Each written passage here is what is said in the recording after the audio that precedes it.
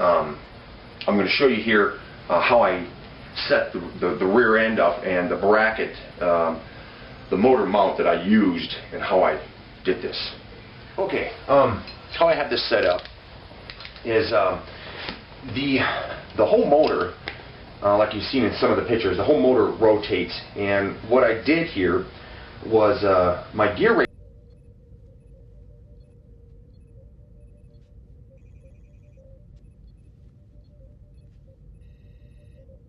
ratio that I have set up on this thing is on my clutch. I have an 11 tooth. I have that running to a 21 tooth on the jack shaft. This is the jack shaft. Then it runs over to a 14, and then it runs off to a 54. This type of setup, I think it came out to be a ratio of a 5.77 to 1. Now with this little 2.5 horsepower, this thing does not have very good takeoff with that type of ratio. But it does got some speed, almost too much speed, as you've seen in some of those other videos that I got of my little girl driving around. So what I did first is, I don't know how well this camera can pick it up from that position, but I'll be moving it. I built a bracket that goes up around the motor. I built the plate that the motor bolts to. I took the plate, bolted the plate to the motor, put the motor down on top of the mount here, and then just welded that up underneath. Then I took just a simple little bar, 1 inch, 1/4 inch thick piece of flat stock, and just a little piece of angle iron, and stuck that on the rear end here, and used one bolt, bolt the whole thing together. And now this one bolt right here keeps it from moving. So I'll take that out and show you how this works.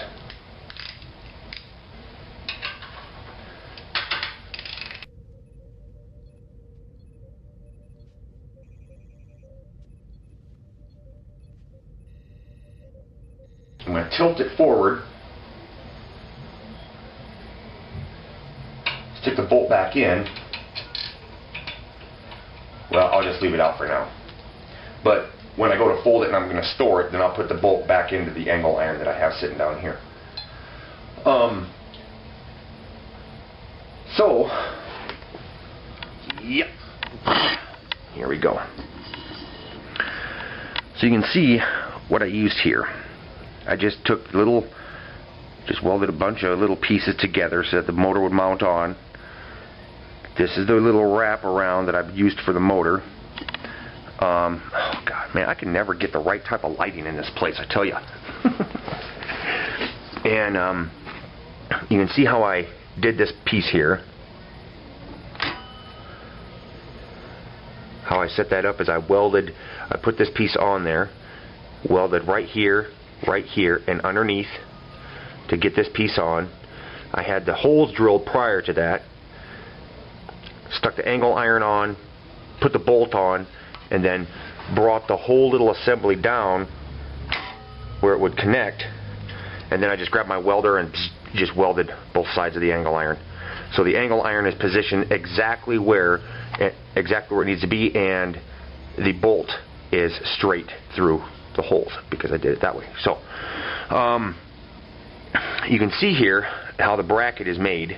It comes up, it's up a certain distance, and then I have a washer.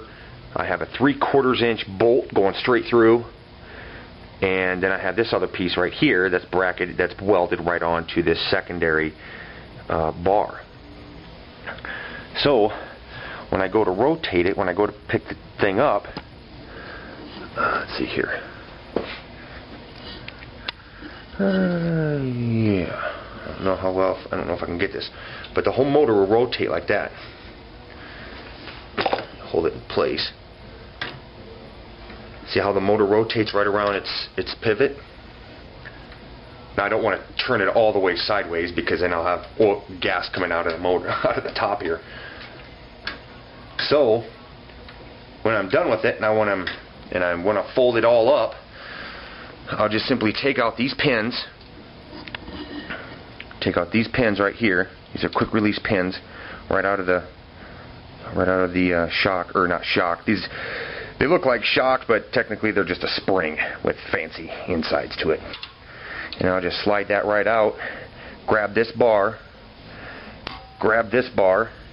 right here, and this goes all the way down and is welded right to the motor mount there. And you can see how it works. So the whole motor rotates right around its center. I think that's kind of cool. But yeah, and I just the brake is just a standard. It's just a standard little simple mechanical brake.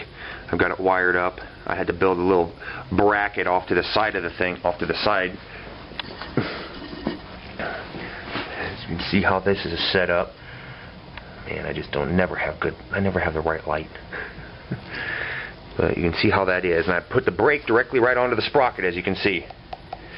It's an idea I came across on a picture of a mini bike. And it was an old picture, probably from the 60s. So that's what I did there. I decided to use the actual sprocket as a brake. And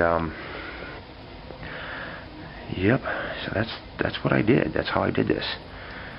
I actually added the handle on later, and I'll show you how this all works. Okay, so what I've done is I've already turned around the front support. I've already taken the pins out of the shocks, or the springs, and this is how this works. Grab it, and grab the handle, and grab the back support. Keep the motor level, and you walk it right up like that. Put the pins wherever.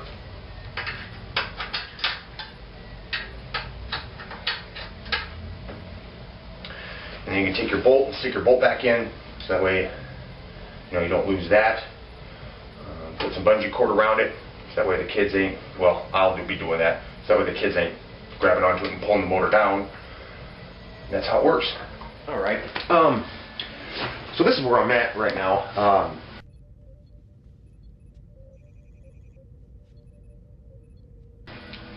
The whole design of the rear end here is all primarily based off of the size of the motor. The plans will have two rear ends in it. It will have just the regular basic framed rear end, and it'll be up to you to decide how you want, what type of motor you want to put on it. It will also have the rear end of this, which will be, all the dimensions will be according to this motor. And this motor is a little 2.5 horsepower from Harbor Freight. You can go to harborfreight.com, I think, and type in engine, and it'll bring you to their page that has a bunch of engines on it. So, and this is on there. It's about $100, something like that. Shipping's about 20, 30 bucks, something like that. So, but I know that when I built this, I measured out from the side of the motor out 1 inch, and then from the clutch assembled onto the side of the motor with the bolt in it. So it's all set up, and then measured out from that point out 1 inch, because the distance between the bolt on the clutch that holds the clutch on and the distance of this bolt here is going to be roughly about a ½ inch, and that you need that ½ inch to be able to put your chain on, unless you want to try fidgeting with the damn master link to always try to put your damn chain on. I don't like dealing with that, so I just put the chain on and roll it, and it snaps right on. That's the way I put the chains on. So plus the thickness of the bolt that you use, that will be also in the plans, and this is a 3/4 inch bolt. It's about 2 inches, I think, 2 inches long, something like that, and it's got a little nylon lock nut on there. And so this whole bracket right here that's underneath the motor, other than the mount here, this bracket is the width of the motor plus 1 inch on one side and 1 inch on the other side. Then I had I put the side rails on, the side flanges or whatever you want to call it, you know, put the sides on, and then did the other sides here. In between I have a 1/8" washer, and got a little bit of oil in there too, so that way it's not grinding when I go to rotate it up, you know, it moves nice and smooth. So this whole setup is based upon the width of the motor itself. So in the event that you want to put on like a 6 horsepower motor or something like that, you'll have to measure out with it assembled with your clutch on it or whatever you want to put on it. But if it's wider this way, then everything else will be wider too, including your these bars here, these two here that go side by side. Now they're already pretty dang close to this, so you have to make sure you pay attention to that if you want to put a larger motor on it. Because I don't think that would work. I don't think this setup would work for a 6.5, because a 6.5 horsepower is wider than this. So eventually I'll probably put more power on this thing by taking off the jack shaft, bringing it down, and putting a larger sprocket up here.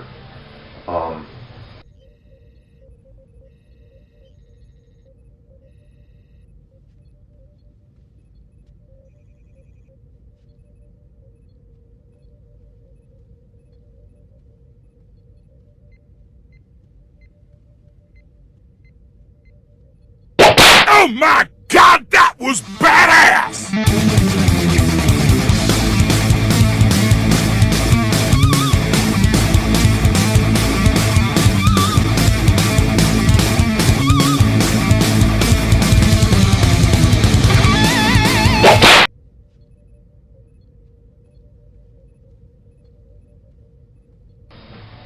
And yeah, that's pretty much it. The whole cart costed me about $612, excluding the seat.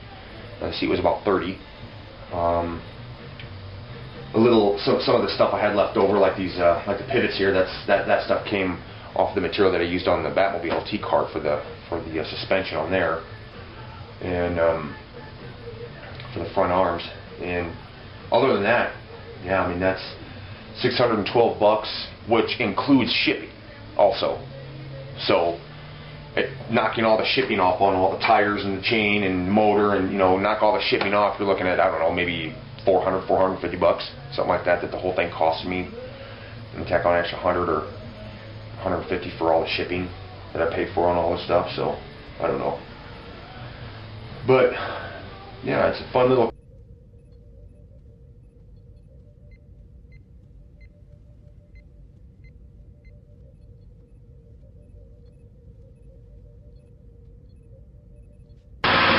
Well, I haven't put out a video for the Batmobile in a while.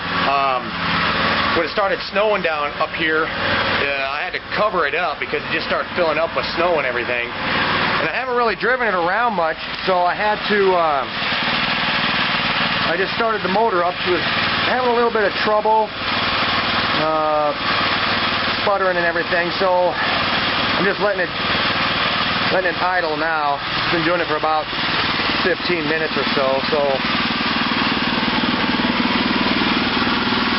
Yeah, these little bolts that I got for the thing, these little hex nuts, are starting to rust up on me. That's kind of a downer.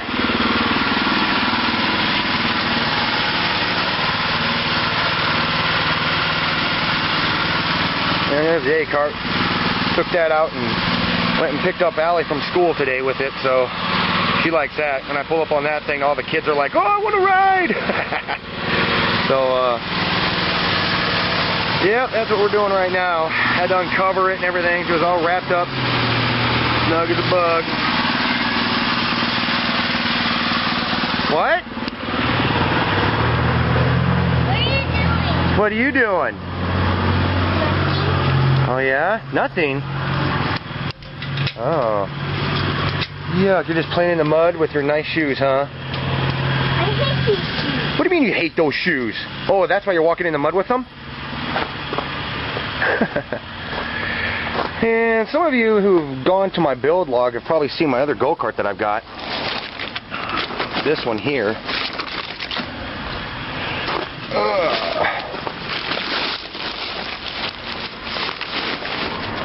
This is my other one. This is the one that the motor for the Batmobile came off of. This thing. And I'm going to probably get that one running here pretty soon, the next 2 weeks or so. All I got to do is take the motor back off the Batmobile. And that's probably what I'll do, because I really don't drive the Batmobile around very much. It's just, I don't know. I need to get a bigger motor on it.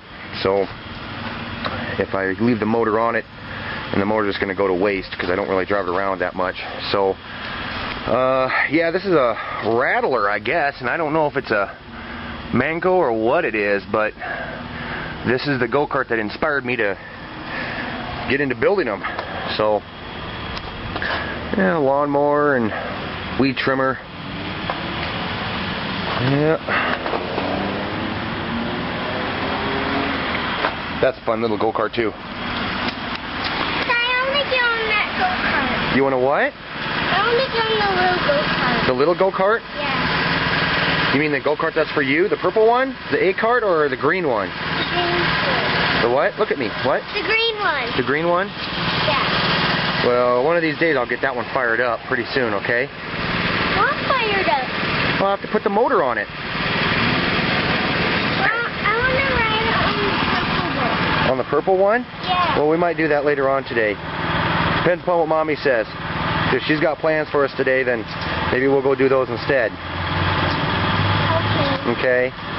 Yeah, we don't really take the A-kart out very much and drive it around, especially with all these little puddles and stuff like that, because it just gets you all wet and nasty and everything. So, at least the kids. It doesn't bother me, but the kids get a little frustrated and they get wet and everything. So, yeah.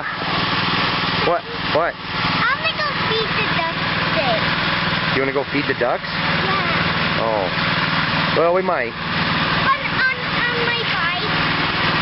On your bike? Yeah. I don't know. Oh. Where are you going? My bike with the Barbie back. Not the old bike. Your Barbie bike? Yeah. Way up there? Yeah. Well, I'm gonna need Mommy's help for that one, Allie. Daddy's gonna have to put on some climbing gear to get over that.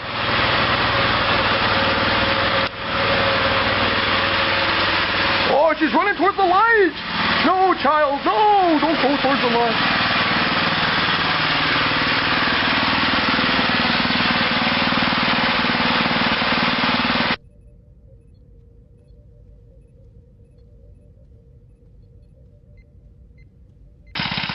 Okay, go.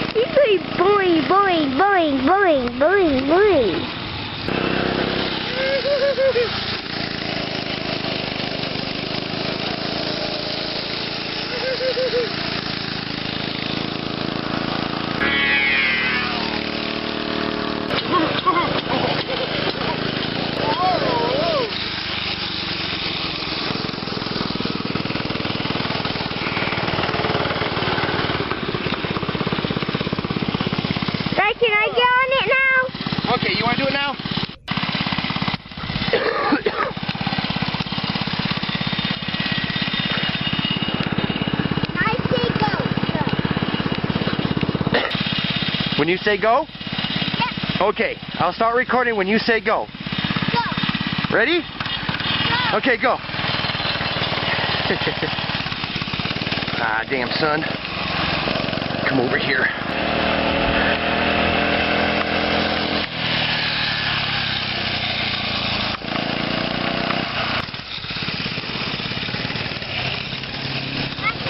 Oh.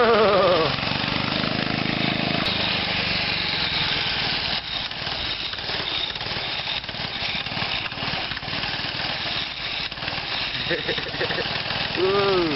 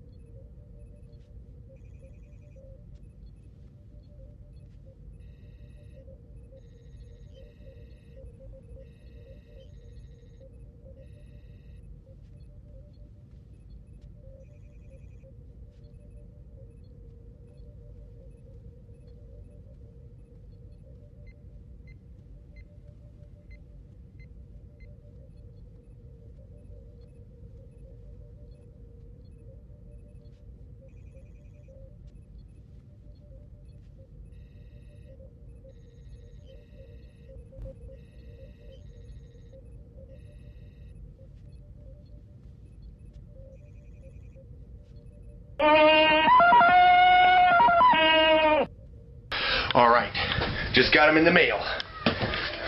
Check this out. This is really cool. You guys go. You guys go.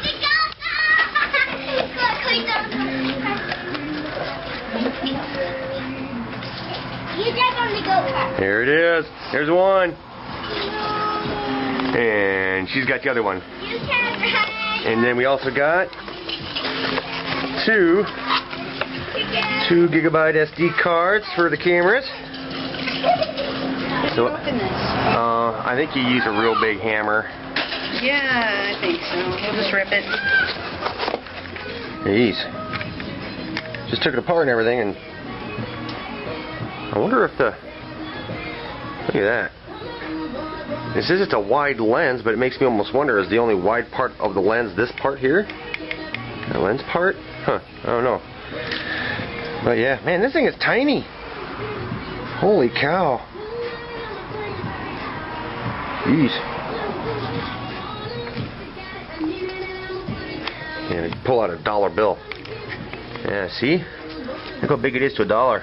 Or $10, whatever, they're the same size. But that thing's tiny, ain't it? Jeez.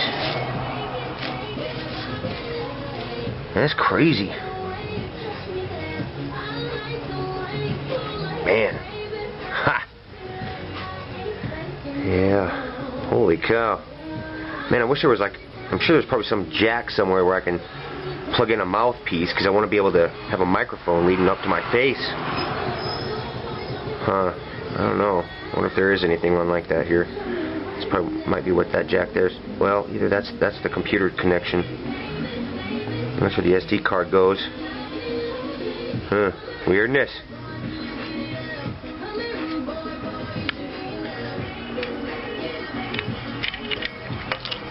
Yeah, AAA batteries. That's all it takes.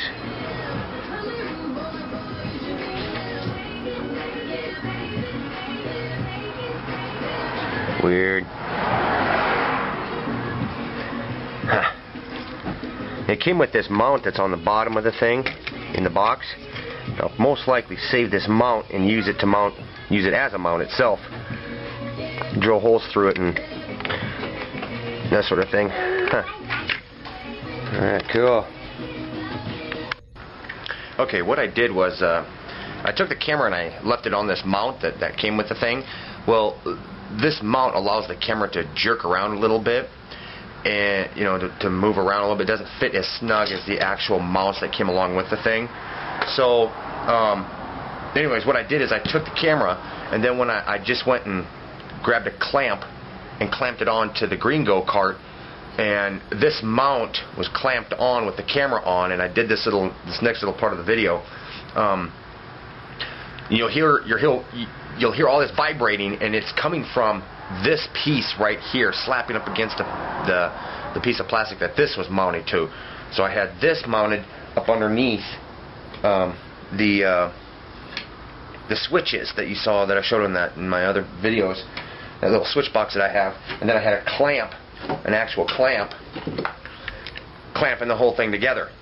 And the clamp didn't work too well, but you know, you'll see me as I start driving it. The video quality of these things, I don't know, maybe it might have been because the sun was going down and everything. It's dark now, but the video of it, it's a little pixely, you know. Of course, these are only a 5 megapixel camera, so yeah.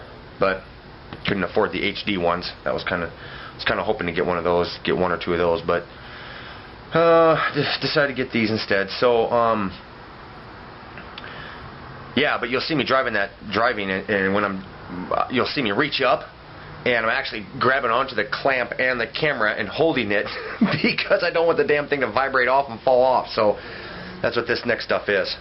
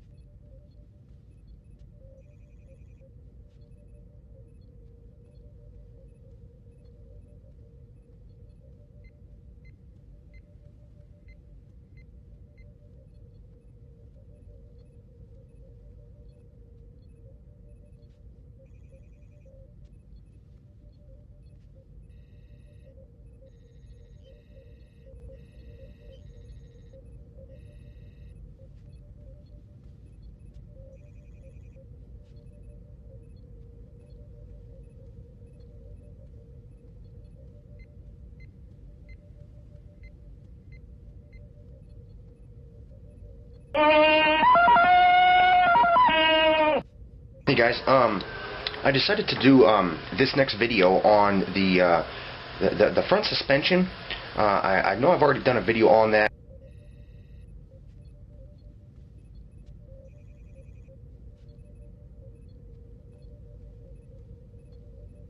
And I explained how it worked, but with these new GoPro cameras that I got, I decided to set the thing up,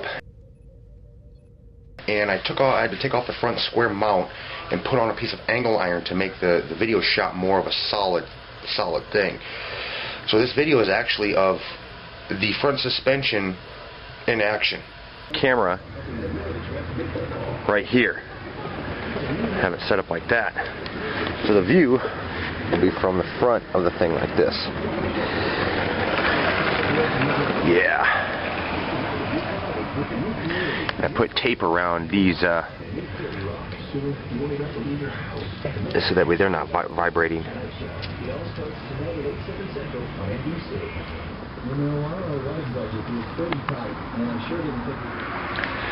Okay, well, I got it mounted and everything, and this is what it looks like. Took that piece off of there. So I stuck one of the mounts right on that gold bar. Painted the bar gold because I plan on using that as an actual mount, so I'll use it multiple times because it seems to be a pretty decent length to get the whole person in the shot so far. But yeah.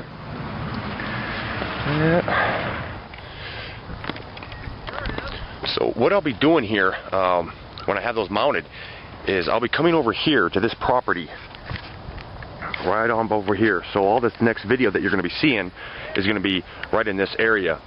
It looks like it used to be looks like a house used to be there because there's a pit, you know, where the basement used to be. But yeah, so this is pretty rough terrain around here, at least for a cart with no suspension. It'd be terrible. But yeah, and I go through in between that little area over there, in between that little garage, or not garage, but it's a carport and the apartment complex there. I go flying in between there, come out, and yeah, so I'm in this area of the block. So and I drive around there and everything. So this whole area going down into the little hills right there and stuff like that, right around in here is what I'll do.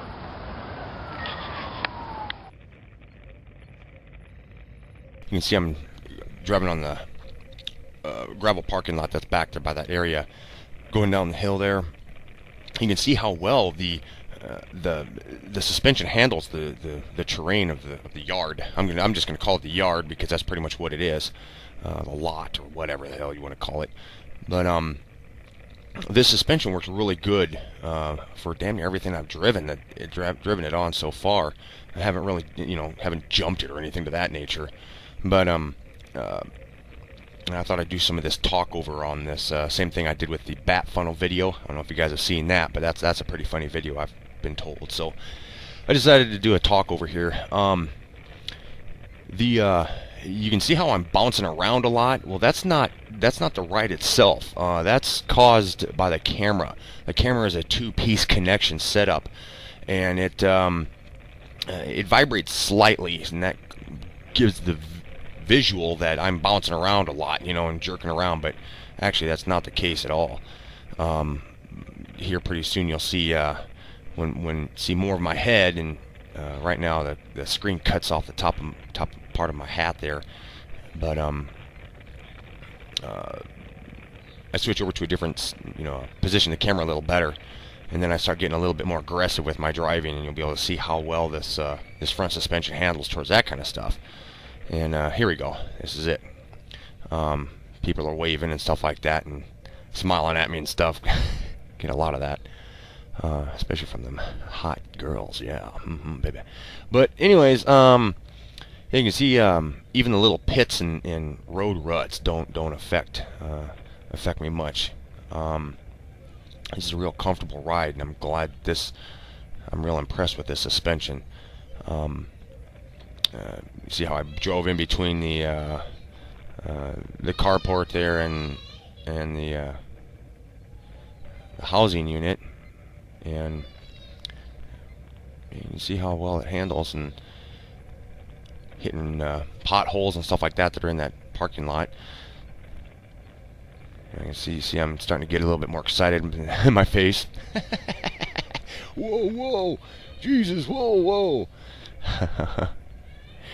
But yeah, so you can see that how the suspension, the suspension damn near absorbs everything. So it's definitely a neat little idea. And yeah, pretty soon here I start to get a little bit more excited and I start jumping up and down on the thing.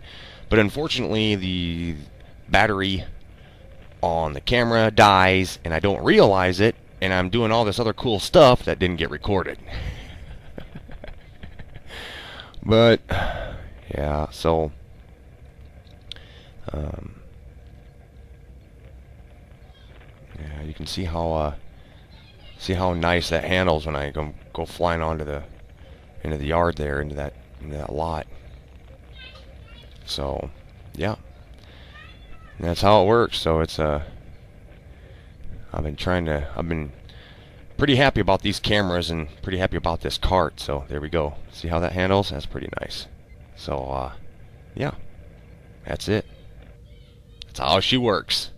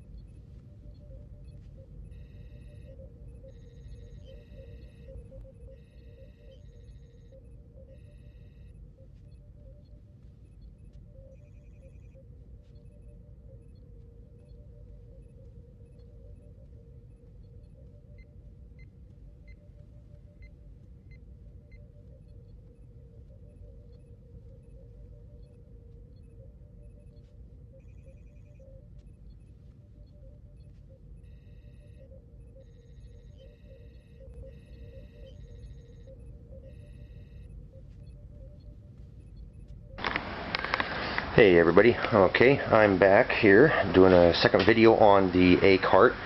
I'll show you what I've done.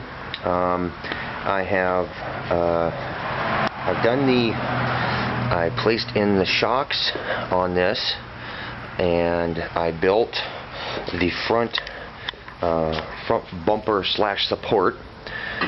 Built that up just today. And I went down and got this chair yesterday. It's just a standard little fishing chair that that goes in most fishing boats. It's kind of neat because it folds down like that, which I think is kind of cool. And I'll tell you what, this thing is so comfortable. And I tilted the seat up. Now it's not bolted in place, but I put that piece of sheet metal in there and tack welded it, or welded it. You can see where it's welded. It's set at an angle. Get down on the floor. Now it's set at an angle, so you actually sit more in a. You'll actually be sitting more in a reclined position with the thing, with your feet going up over and resting on those the front support bars there. And what else did I do? I also put in the rear shocks. I put those things in. I put this support in. That's going to support the rear shocks. I'm still planning on putting in some pieces of angle iron right here. That'll help support, the shock. So this just in the event that these welds break or anything to that nature, I'll have some extra support there. I just got these in today. This tire, it came with a split rim, and I got the hub for it. I got that from Burkhorse Manufacturing. Actually, I ordered it right off of their website because I kept trying to look around for their on their eBay site, and I couldn't find any, so I had to go directly to their website. This is going to be the drive tire. Well, actually, the whole axle. It's a live axle, so everything's going to be connected. It has 3/16" keyway inside there. I think this sprocket is a number 35 sprocket, but the brake here, and this is a band brake, and I don't know if I'll use that. I'm not really too sure what else I would use if I don't use that, but because I don't know if I've got enough room over there to put on get a hub and a brake, a disc brake on there. I don't know if I've got enough room there. I might, but it's just the thing is that the key only goes down so far, and I don't know if I can set that up with a disc brake, but I'll figure something out here. And so I got this whole setup, the two tires in today, so I kind of put those on. They're not in there solid yet, but they're on the axle. What else here? Tomorrow I'll be going out and doing the spindles for the tires. These spindles and this tie rod, it actually came off of the Kart, the Batmobile. Actually, that's where this came off of, because I took out all my old linkages, I took out all my linkages and replaced it with a rack and pinion, which is a lot better idea. I should have went with that in the beginning. But I took all these off, and you can see that the spindles don't go all the way down quite there. Let me get over here on this side. Maybe we might have a little bit more light. You can see how the spindles don't go all the way down. So what I'll do is I'll rebuild this whole section tomorrow. And then I'll take these existing tie rods and cut them down, and then I'll be working on my steering wheel that'll come up, and with this setup I won't be able to have gas or brake pedals, so with what this thing's going to do, so I'll have to put the gas and the brake on the steering wheel. And yeah, so that's what I've gotten done so far. I think most likely what I'll probably be doing is taking a piece of angle iron and welding it in between these two pieces here, because I just don't think that these arches right here are strong enough to support this, the pressure that's going to be pushing against them from these shocks. I don't think that's I don't think it's going to be strong enough. It might, who knows, but it's always better to overbuild than to underbuild, because you know it only takes one time for the weld to break, and then you're wiping out across the street. So that's probably what I'll do, is just take a piece of angle iron and weld it in between these two here, and then place the steering wheel bracket here, and then it'll go up. But yeah, so this is what I've gotten done so far on this thing. Did most of this stuff today. I got the let me take this thing off. Got the chair yesterday. Started messing around with that, and I still have to see all this crap that comes from you know, welding. So I'll have to cut these pieces off down here and make it a little flat. But yeah, so that's what I've got so far on this, on the A cart. So this is video 2, and so I thought let's share this all off with you guys. All right, there we go.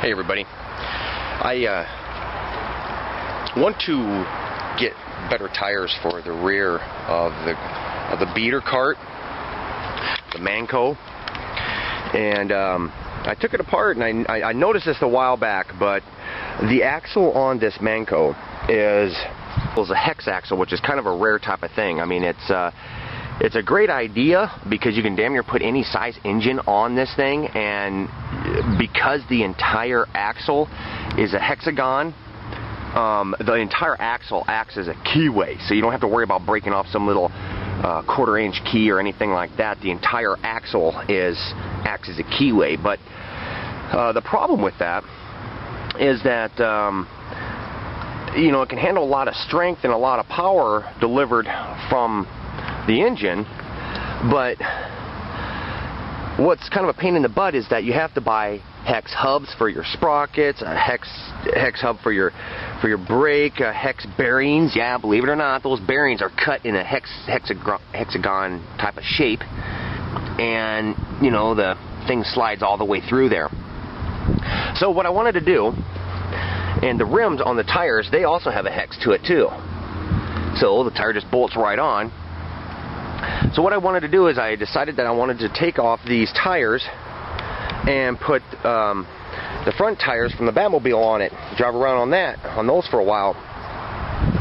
But so I decided, I got on the internet and went to eBay, and I found hex hubs.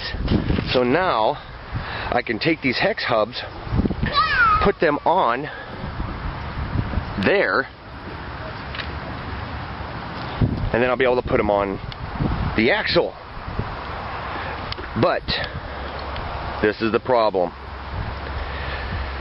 I thought that they made one size.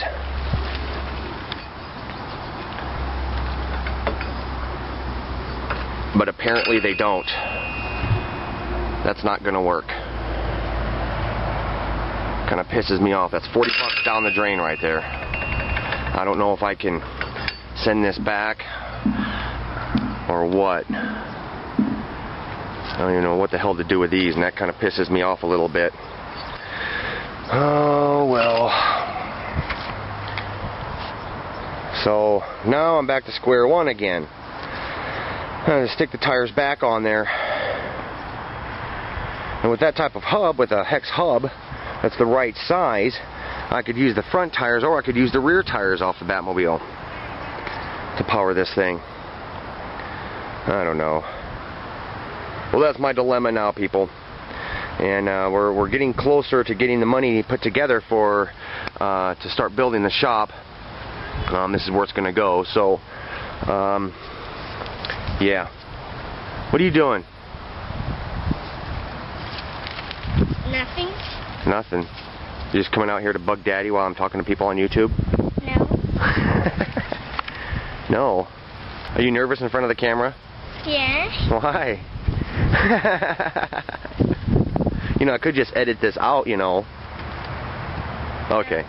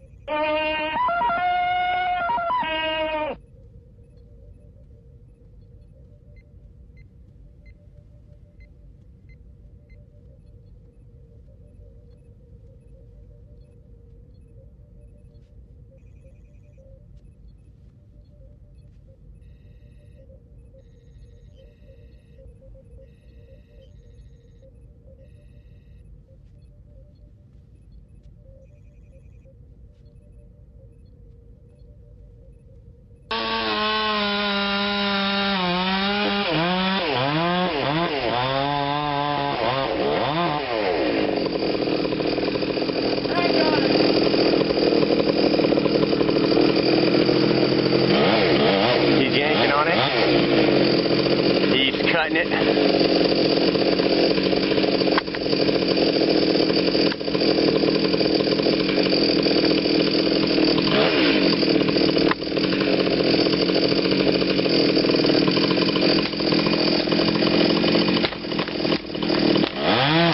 Timber!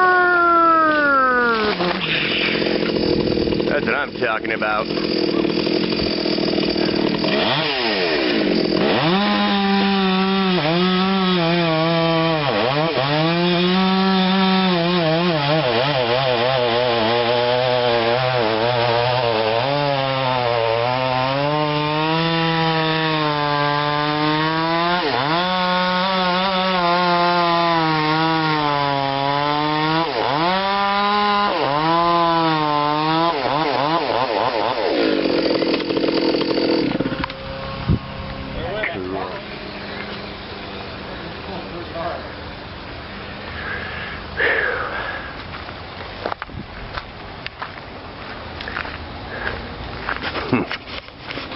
Missed that one, huh? Yeah. Had to grab my camera for that one. Oh, there's the cart.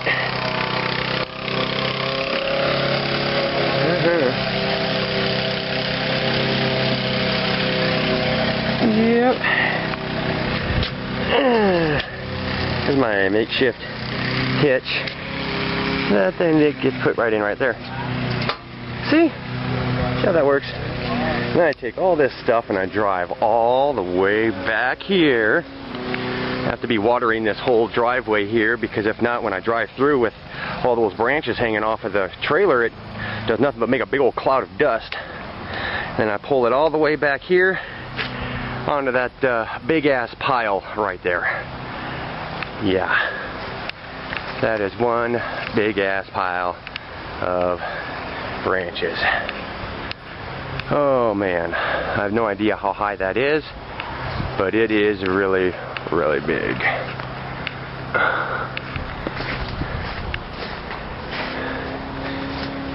Well, there's the top of the shop, and it's higher than that. Well, I'm also standing closer to it. And there's that building right there, and it's higher than that building. I had to start standing everything up because it started to expand out more than what I won't be able to, because I pull the cart around, unload.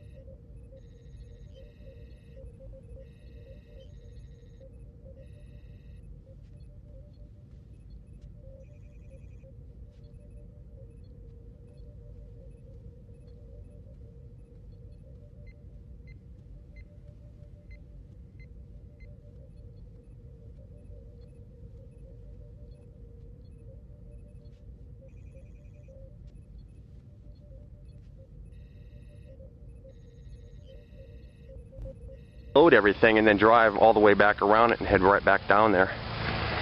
So, oh yeah. All right. Wow. Look how big these things are. That's my hand in comparison to the size of this. I have no idea how old this tree is, but it was starting to get rotted. Actually, it's just a bunch of water cracks down through the tree, and then it just starts rotting it out.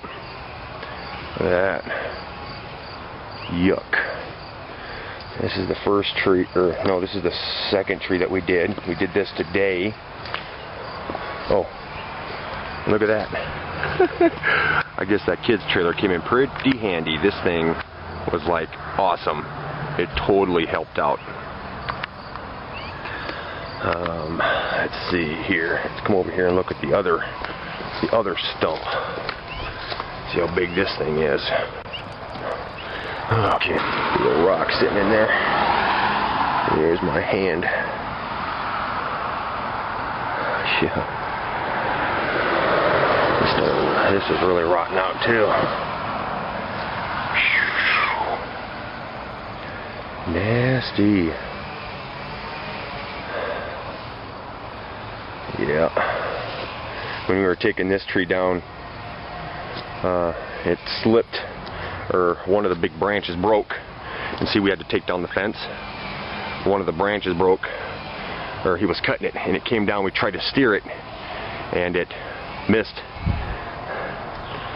And we just couldn't quite get it to land where we wanted it to land, and it ended up landing on one of the fence posts.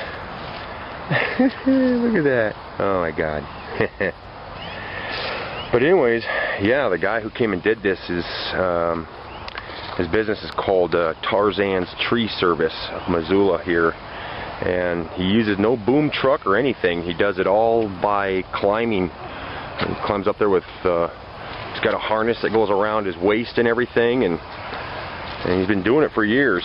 So he's got it going on, and you can tell that he actually takes his time when it comes to doing stuff, because he's a professional at it. And you know, he'll take his time putting on his harness and making sure everything's all tied up and roped up and everything. So yeah.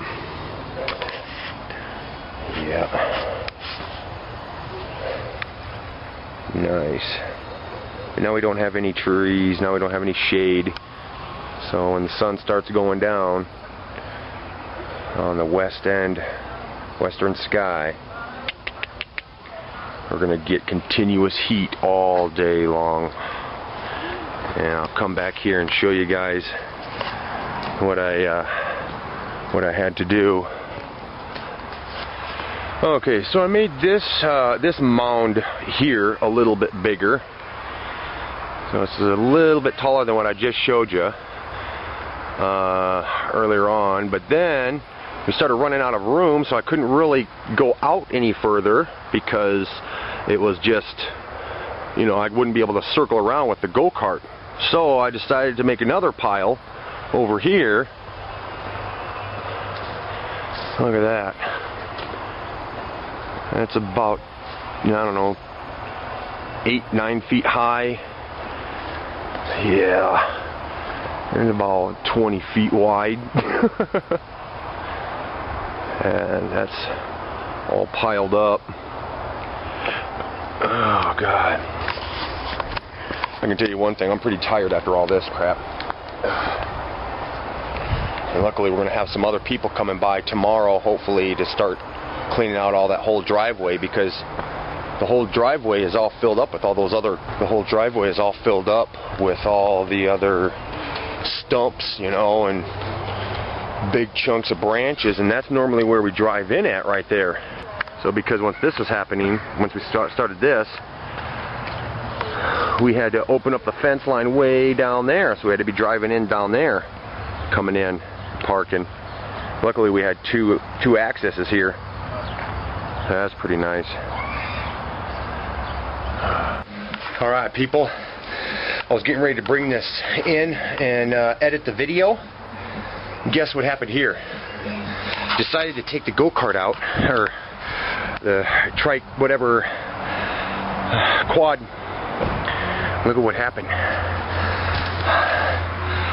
I sat down on it, I went out onto the driveway, got ready to give her some hell. My welds broke. There's so much stress on that bar from that shock. Look at that rink! So now I'm going to have to tear that apart, take the whole rear end off. Which is good anyways, because, yeah, dang. Look at that. Oh, man. I was sitting on it and I was getting ready to just give her hell and start going down the street. And all of a sudden I just kind of, and I didn't come back up. I was like, oh, what the hell? See what that bar did? Twisted. Broke the welds on both sides, over here and over there. I don't think you can see it. Wait, did that break the welds? Oh man, yeah, it does look like it did. Damn. Yeah, I'm gonna have to take all this stuff apart. Oh God, look at that. Poor chain tensioner. Oh, chain tensioner kept working. Yeah. Damn. Well, at least this gives me an opportunity to take that out, do another one, double that all up nice and tough, and then it'll give me a, you know, I can put 2 shocks on there, and then I'll probably double that up too up there, because this is bad. If this would have happened to me out, yeah, that's really bad. Okay, well people, that's what I'm going to be doing tomorrow. Dang it. Okay. Alright. Well everybody, I guess it's good to see that the stuff that you make breaks down, so that way you know that later on to make your next project even better.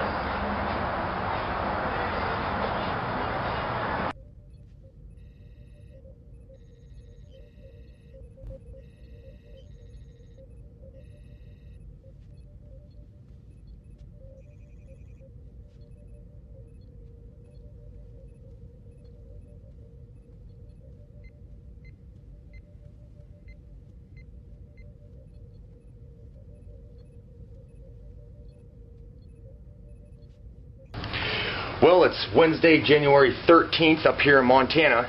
We just took the A-Kart out, went flying around in the parking lot on some ice, and I'm gonna show some of that here, and I want to show you this, show you what kind of weather we're getting here.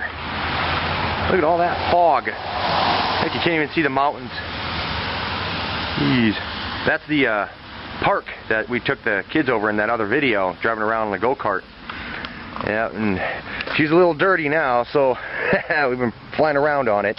But yeah, so I'll show you a few little clips here on what it's like when it's on ice.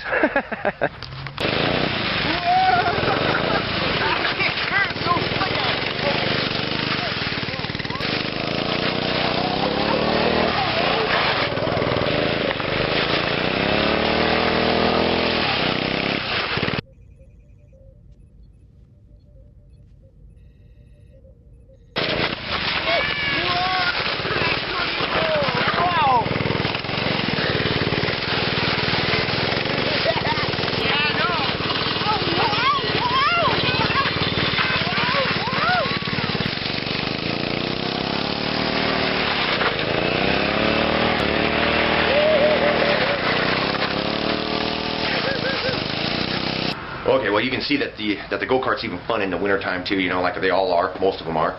But I've been driving this thing around a lot more than what I've got on the videos. But like New Year's Eve, we rented some movies, and the missus got into a movie that I wasn't really too into, so I went in to watch the movies with the kids on New Year's, and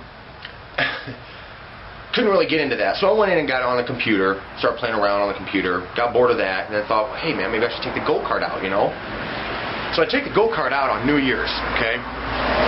Dark, everything. Okay, it's dark outside, and I went like 5 miles away, you know, going through town on these back streets and stuff like that here in town, and it was pretty fun. It was a blast, and it was gone for maybe about an hour or so.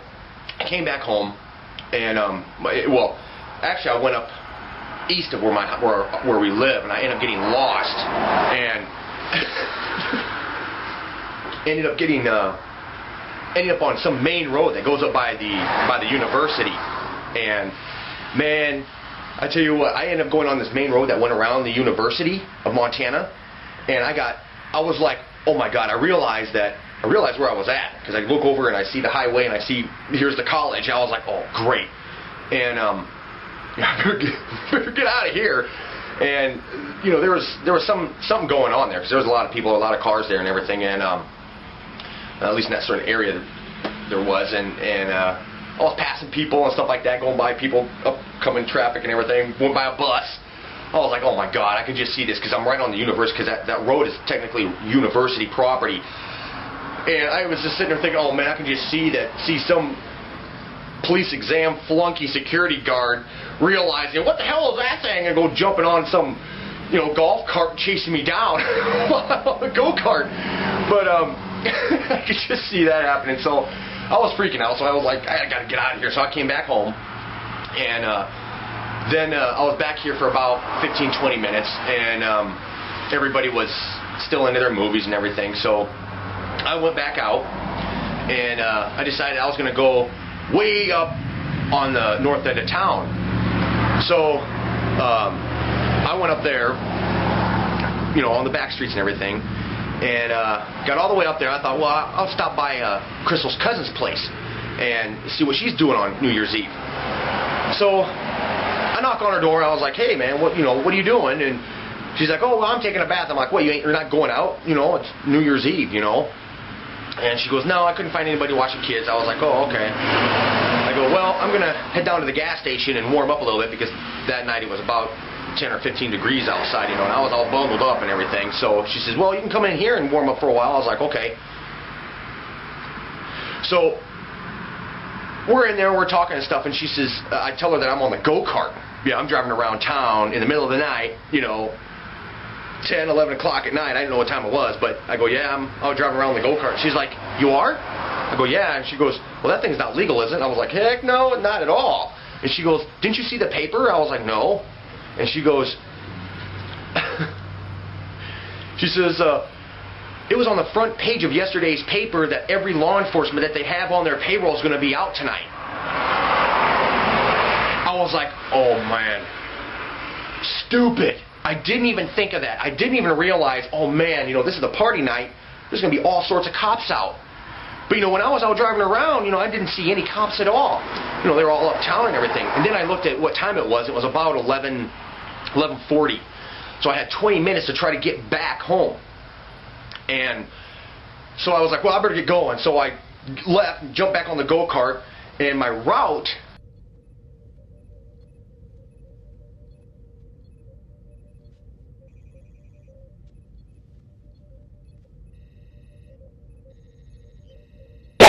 Oh my God, that was badass!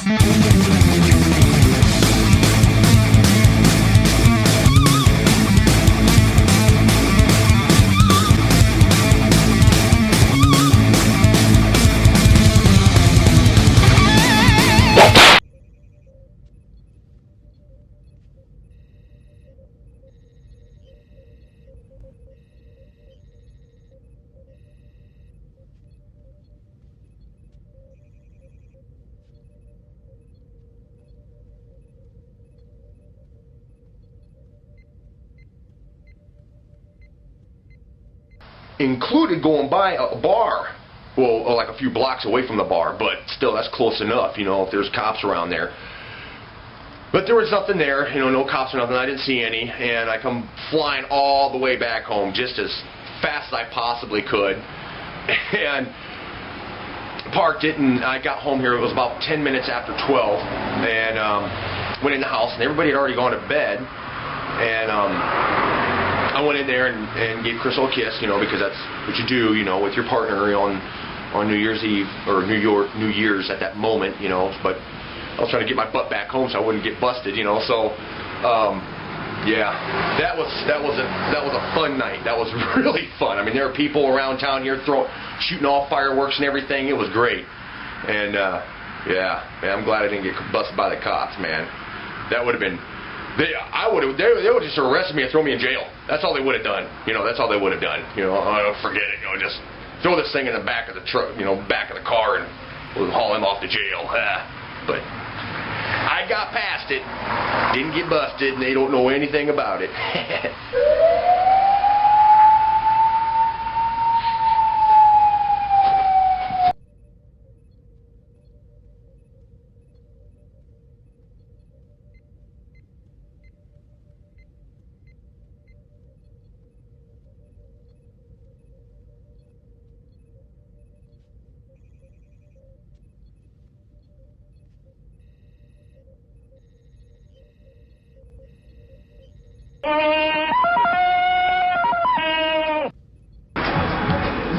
All right. The initial setup that I had was a 41 chain that I have connecting these two sections here. This is a 14 tooth with a 54 tooth, and this is my clutch, which is a 35 11 tooth clutch going over to a 35 21 tooth sprocket. Well, this is the initial setup as the A-Kart was in the beginning and has been ever since, and I'm a little sick. I'm just sick of the thing not having much power, so I'm going to take this sprocket off. I ordered a new clutch with the help from my YouTubers clicking on the AdSense stuff, so that's great. So what I'm going to do is I'm going to replace this sprocket, this 35 sprocket, with this one. And this is a 28 tooth 41 sprocket. There. Whoa! Man, you guys hear that? That's my neighbor's Impala that you guys seen in some of my videos. Sounded pretty sweet, ain't it? Actually, it's this motor running right here. Yeah, but anyways, that's what I'm going to do. So I've got a new clutch on its way. That's a 41, and I'm going to replace it with a 41 chain. This sprocket with this sprocket. Yeah.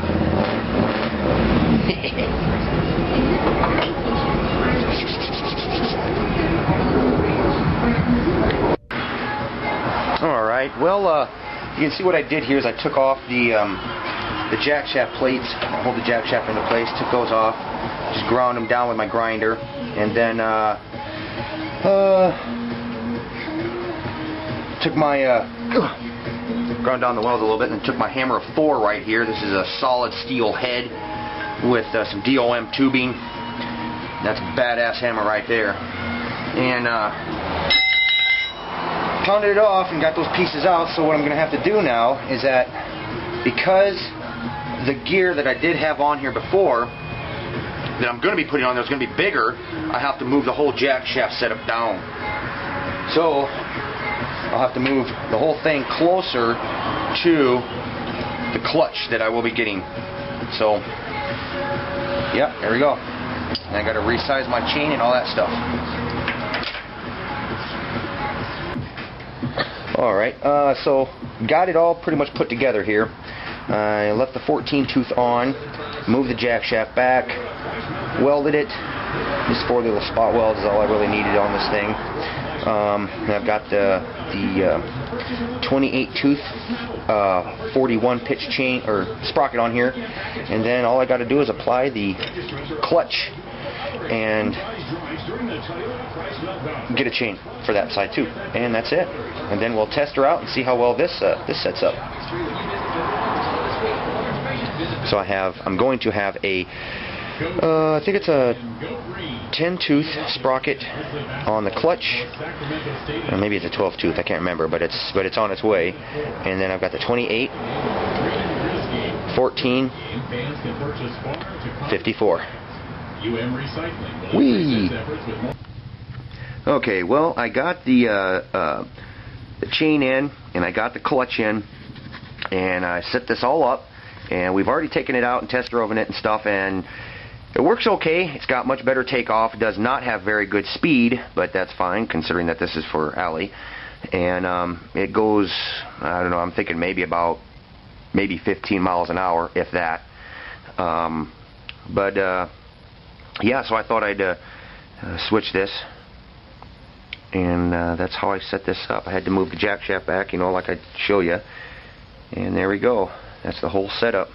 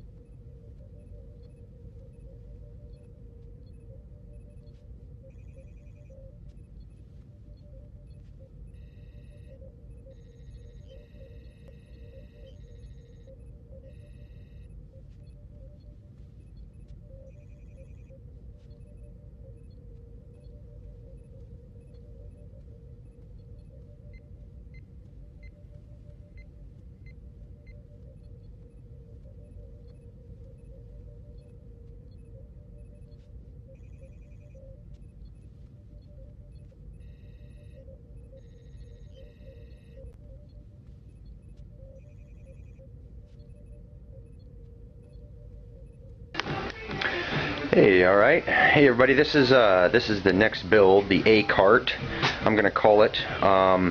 It's the next kart that I'm building after building the T kart there that so much of you have seen on YouTube and across the internet. But my next build is going to be a lot more simpler, and you can see how I've done this. The first things that I built were the arms, and they will fit inside of the frame. Now this, look at if you see the black part of the frame, this isn't part of the go-kart, but I built these things up first, just the arm part, and then I went to the middle frame portion. I built all this up and drilled the holes in the parts before I welded them on, and so they got a hole. That's going to be the pivot, and you can see I've got this one already set on there. And the first things I did, well, see here, I did the arms, did the mid frame, and then after that I did the pivot, which is going to be the portion for the rear end. The axle I have is a 3/4 inch.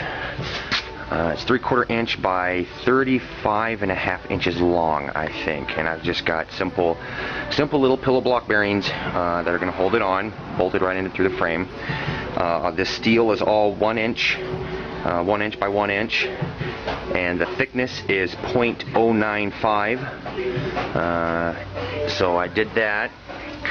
So the first part was the arms, the second part was the primary portion of the middle frame. Then I put these on, the pivots, and then I did the back rear end, and then I put the axle on, figured out the distance and that sort of thing, centered the axle. Then after that, I then built these things here, these supports that arc up over the arms, and I put these brackets on, so the shock will slide in there like that, and then they'll be on. Let's see. Notice how the arm is at an angle. Okay, that's how it'll be adjusted, and then the shocks will be in there, like so. And I put the distance of the, let's see here, I offset the spindle bracket here. I offset that by 10 degrees, and you can see how it's at an angle. Okay. That'll create my caster. I'll create the caster in the steering. let me see, what else have I done?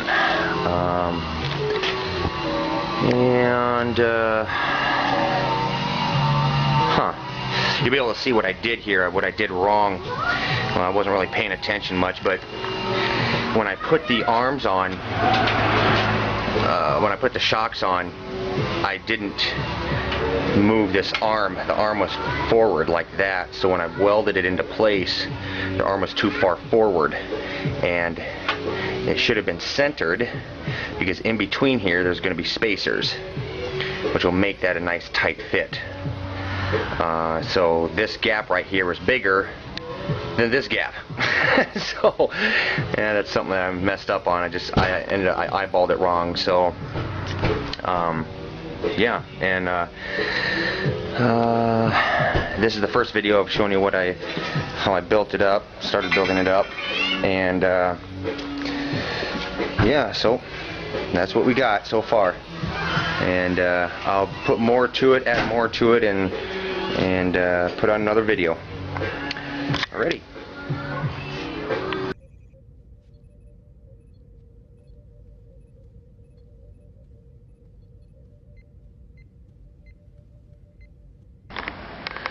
Hey everybody, okay, I'm back here doing a second video on the Kart. I'll show you what I've done.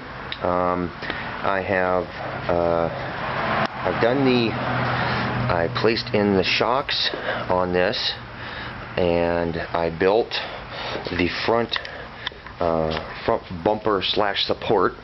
I built that up just today, and I went down and got this chair yesterday. It's just a standard little fishing chair that that goes in most fishing boats. It's kind of neat because it folds down like that, which I think is kind of cool. And I'll tell you what, this thing is so comfortable. And I tilted the seat up. Now it's not bolted in place, but I put that piece of sheet metal in there and tack welded it, or welded it. You can see where it's welded. It's set at an angle. Get down on the floor. Now it's set at an angle, so you actually sit more in a. You'll actually be sitting more in a reclined position with the thing, with your feet going up over and resting on those the front support bars there. And what else did I do? I also put in the rear shocks. I put those things in. I put this support in. That's going to support the rear shocks. I'm still planning on putting in some pieces of angle iron right here. That'll help support the shock. So this just in the event that these welds break or anything to that nature, I'll have some extra support there. I just got these in today. This tire, it came with a split rim, and I got the hub for it. I got that from Brookhorse Manufacturing. Actually, I ordered it right off of their website because I kept trying to look around for their on their eBay site, and I couldn't find any, so I had to go directly to their website. This is going to be the drive tire. Well, actually, the whole axle. It's a live axle, so everything's going to be connected. It has 3/16" keyway inside there. I think this sprocket is a number 35 sprocket, but the brake here, and this is a BAM brake, and I don't know if I'll use that. I'm not really too sure what else I would use if I don't use that, but because I don't know if I've got enough room over there to put on get a hub and a brake, a disc brake on there. I don't know if I've got enough room there. I might, but it's just the thing is that the key only goes down so far, and I don't know if I can set that up with a disc brake, but I'll figure something out here. And so I got this whole setup, the two tires in today, so I kind of put those on. They're not in there solid yet, but they're on the axle. What else here? Tomorrow I'll be going out and doing the spindles for the tires. These spindles and this tie rod, it actually came off of the the T-Kart, the Batmobile. Actually, that's where this came off of, because I took out all my old linkages, I took out all my linkages and replaced it with a rack and pinion, which is a lot better idea. I should have went with that in the beginning. But I took all these off, and you can see that the spindles don't go all the way down quite there. Let me get over here on this side. Maybe we might have a little bit more light. You can see how the spindles don't go all the way down. So what I'll do is I'll rebuild this whole section tomorrow. And then I'll take these existing tie rods and cut them down, and then I'll be working on my steering wheel that'll come up, you know. And with this setup, I won't be able to have gas or brake pedals, so with what this thing's going to do, so I'll have to put the gas and the brake on the steering wheel. And yeah, so that's what I've gotten done so far. I think most likely what I'll probably be doing is taking a piece of angle iron and welding it in between these two pieces here, because I just don't think that these arches right here are strong enough to support this, you know, the pressure that's going to be pushing against them from these shocks. I don't think it's going to be strong enough. It might, who knows, but it's always better to overbuild than to underbuild, because, you know, it only takes one time for the weld to break, and then you're wiping out across the street. So that's probably what I'll do, is just take a piece of angle iron and weld it in between these two here, and then place the steering wheel bracket here, and then it'll go up. But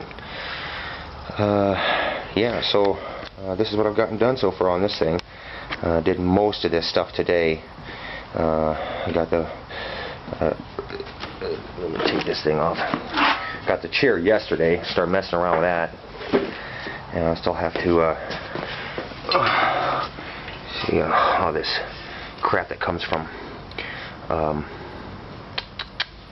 you know, welding. So I'll have to cut these pieces off down here and make it a little flat. But yeah, so that's what I've got so far on this, on the A-Kart. So this is video 2, and so I thought let's share this all off with you guys. Alright, there we go.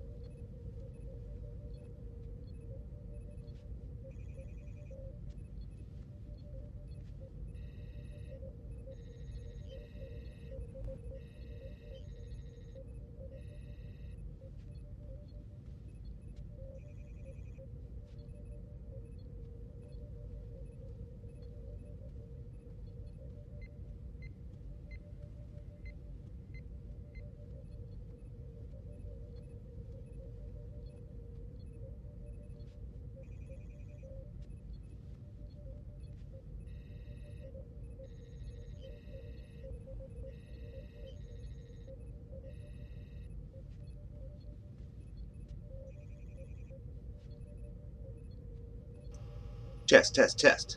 Okay. Can you guys hear me now? Hear me, hear me, hear me, hear me, hear me, hear me, hear me? Can you hear me? Oh man. Holy cow. Well, we've been doing this so far for about an hour and a half, a little over an hour and a half. Crystal just got home, and she was like, guess what I found in one of the rooms? Yeah. Yeah. Oh man, the stuff she finds in these rooms. But earlier on today, we had a little visitor, and I'm going to show you. Oh, uh-oh. Well, that's not good. Hold on. Get that back up. Get that back up.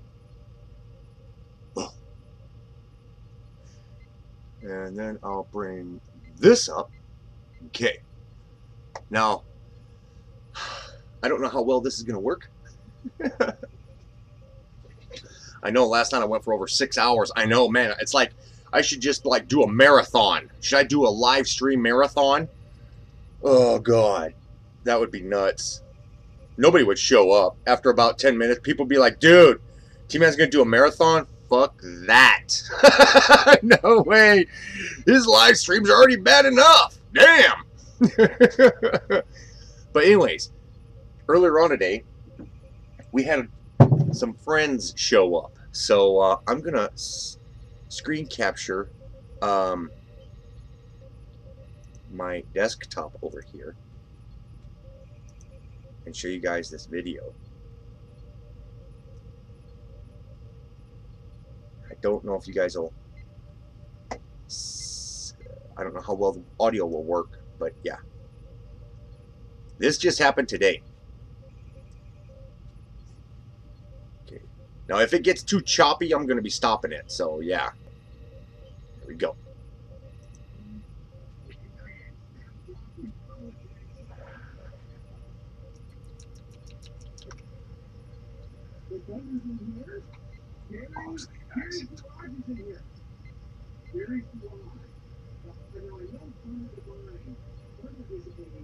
Hi, baby. Look at that. You see, the cat's like, what the? Sonny. Like,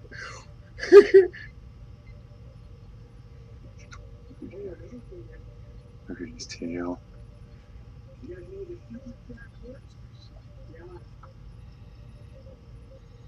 He's eating the rhubarb, it looks like. Kitty, kitty, kitty, kitty, kitty, kitty.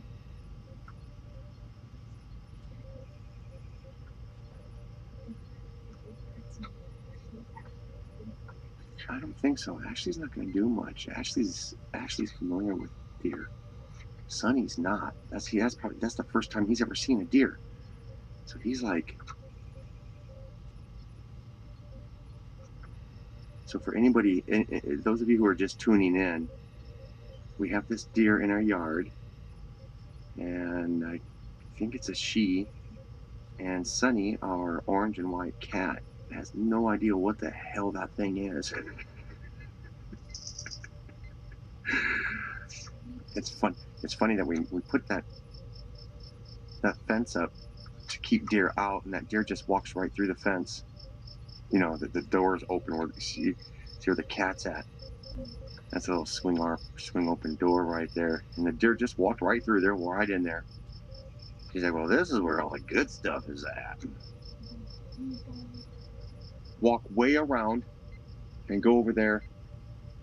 Try to get the deer to come over this way. Don't scare it, but just kind of... I want to see what the cats do. That was funny, huh? Sonny just kind of freaked out. Deer's looking right at Cody. Cody's walking around. Right there.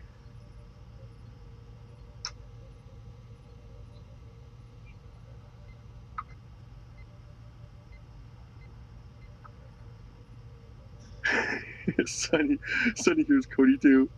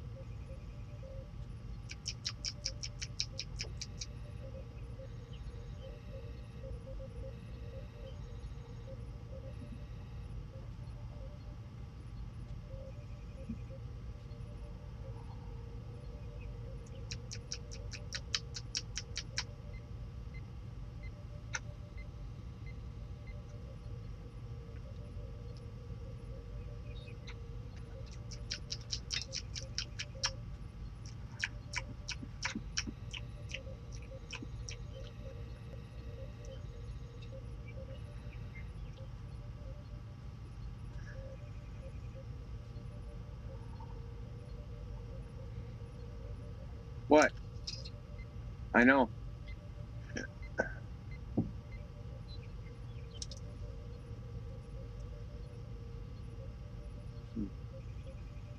Okay, let's leave her alone.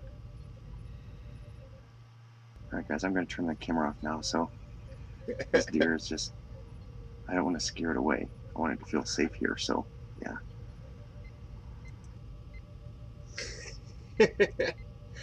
That was really neat. That was really neat.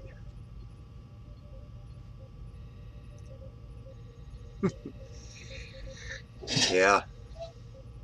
Well, that's it's the orange and white cat is Sunny.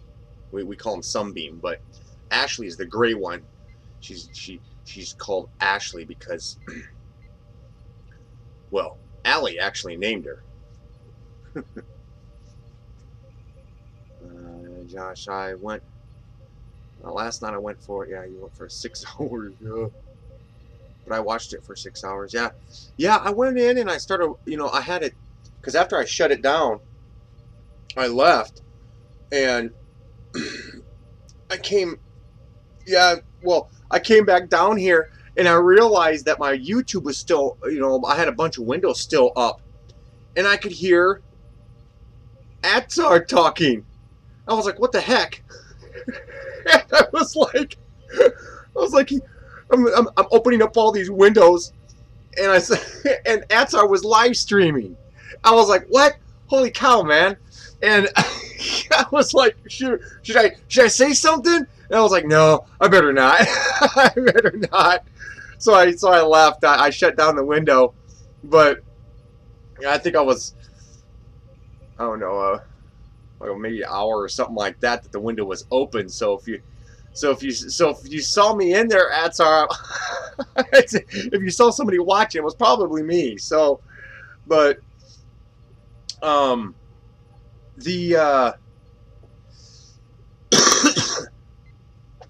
left the video was processing, and then I was wondering who the other person was. Oh, okay.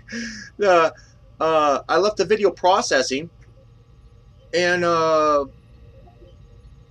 forgot to put it on private, unlisted, because normally if I have real long ass live streams like that, I'll set the thing up as unlisted, so people don't have to come in. First thing when it comes to live streams, people look at is how long the damn thing is, and if it's really long, most people won't watch it. So, I wouldn't either. I wouldn't sit there for 6 hours watching somebody's damn live stream. I have a hard enough time sitting and watching one for an hour or 2 hours. You know what I'm saying? So, anyway, so I went in there and I started watching it, and I think, after about after about half an hour to an hour, all of a sudden, my voice and the video weren't matched up. Everything, it was almost like a 15 or 20 second delay between what I was saying and what I was watching. And it kind of pissed me off, because all the live stream, all the video would happen. So when you guys would super chat, the video would happen, and you'd have, the flashy stuff all happen, and then like 20 seconds later, then you'd hear the audio come in. It was like the shit didn't get synced together correctly. So it was like, God, that kind of pissed me off. So I just unlisted the video. Ugh, man.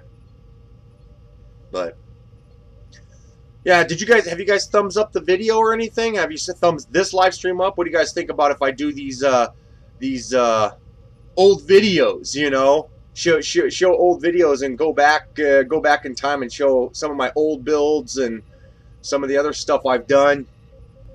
Because it's funny that, some of these guys who are in here watching this one right now didn't even know about this build. You probably didn't know about this build, the folding go-kart I did. People probably hear me talking about it, but they don't know what it used to be able to do. It can't fold up anymore, because I took all that whole mechanism and stuff like that off. I took all that off and replaced it with a regular engine. And now I think the next thing I'm going to do to it is put a torque converter on it, because I think Allie and Cody are old enough to be able to handle a torque converter on these machines. But yeah, so the I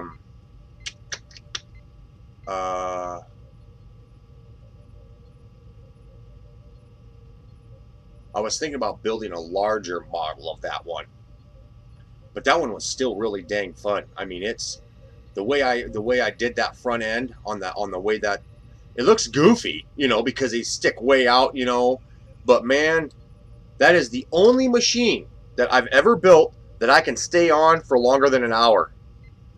All these other machines that I've built, you know, it comes from, you know, the vibration and the road, you know, and stuff like that. You know, you can only be on them for like maybe half an hour to 45 minutes, maybe at that, because, you know, it's just too rough on you, you know, even with the suspension, you know. But that Kart, man, that damn thing floated. I mean, it felt like, you know, I could gun that thing over all these bumps out here in our yard and just fly full bore, and that suspension just absorbs everything, you know. It's such an awesome machine. And yeah, I've been thinking about maybe building a larger one of those.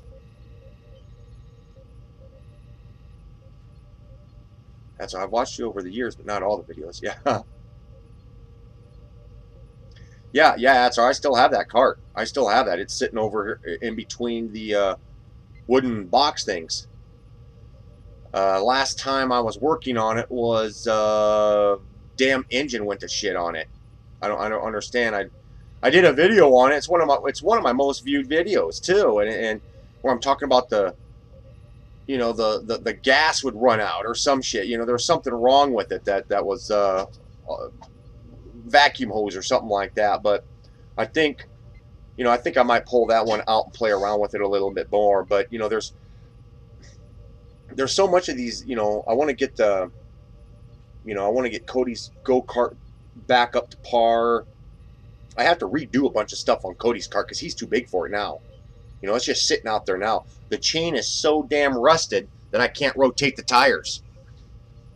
The tires won't rotate. The chain is just solid rust. So, yeah, I got to get his go-kart up to par, and then I got to get I want to get Allie's go-kart up to par. Yeah, so there's you know, the full screen machine, the Hyperion cart, the Batmobile. You know, the only three builds that I really need to focus on are the Batmobile, Allie's cart, and Cody's cart. But I want to do that damn Star Wars go-kart too. You know, I really want to get into doing that damn thing.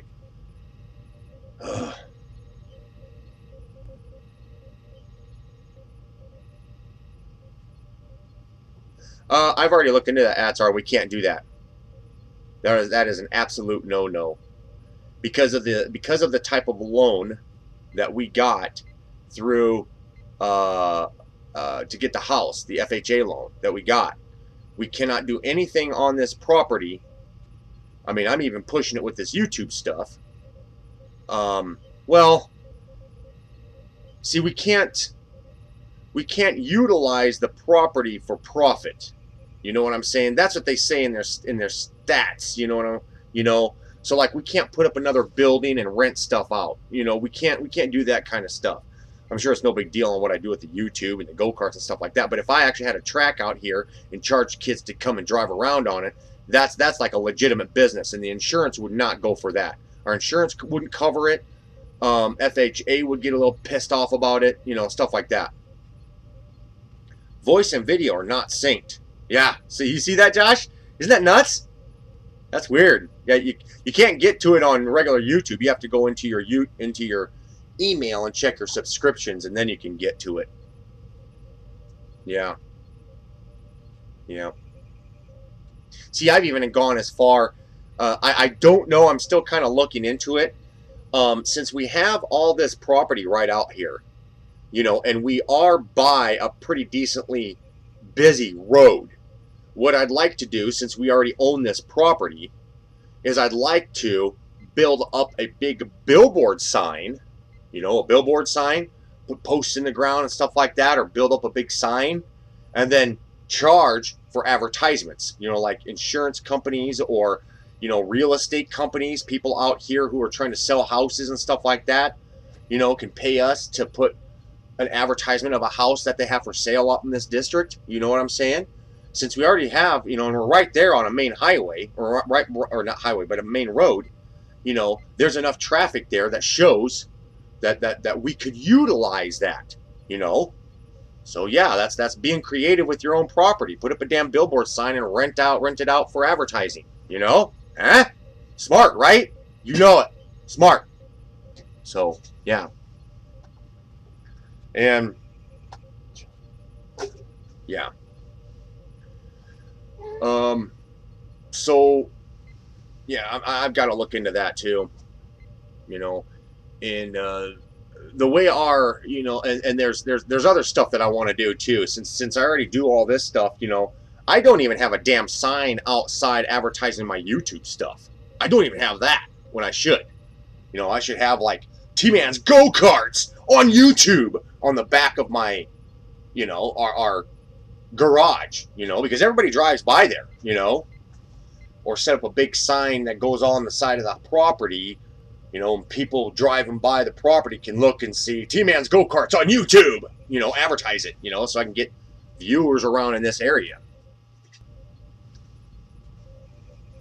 Yeah. Did you see that earlier on? Did you see that ILS 360 come in here and ask me about the go-kart plans?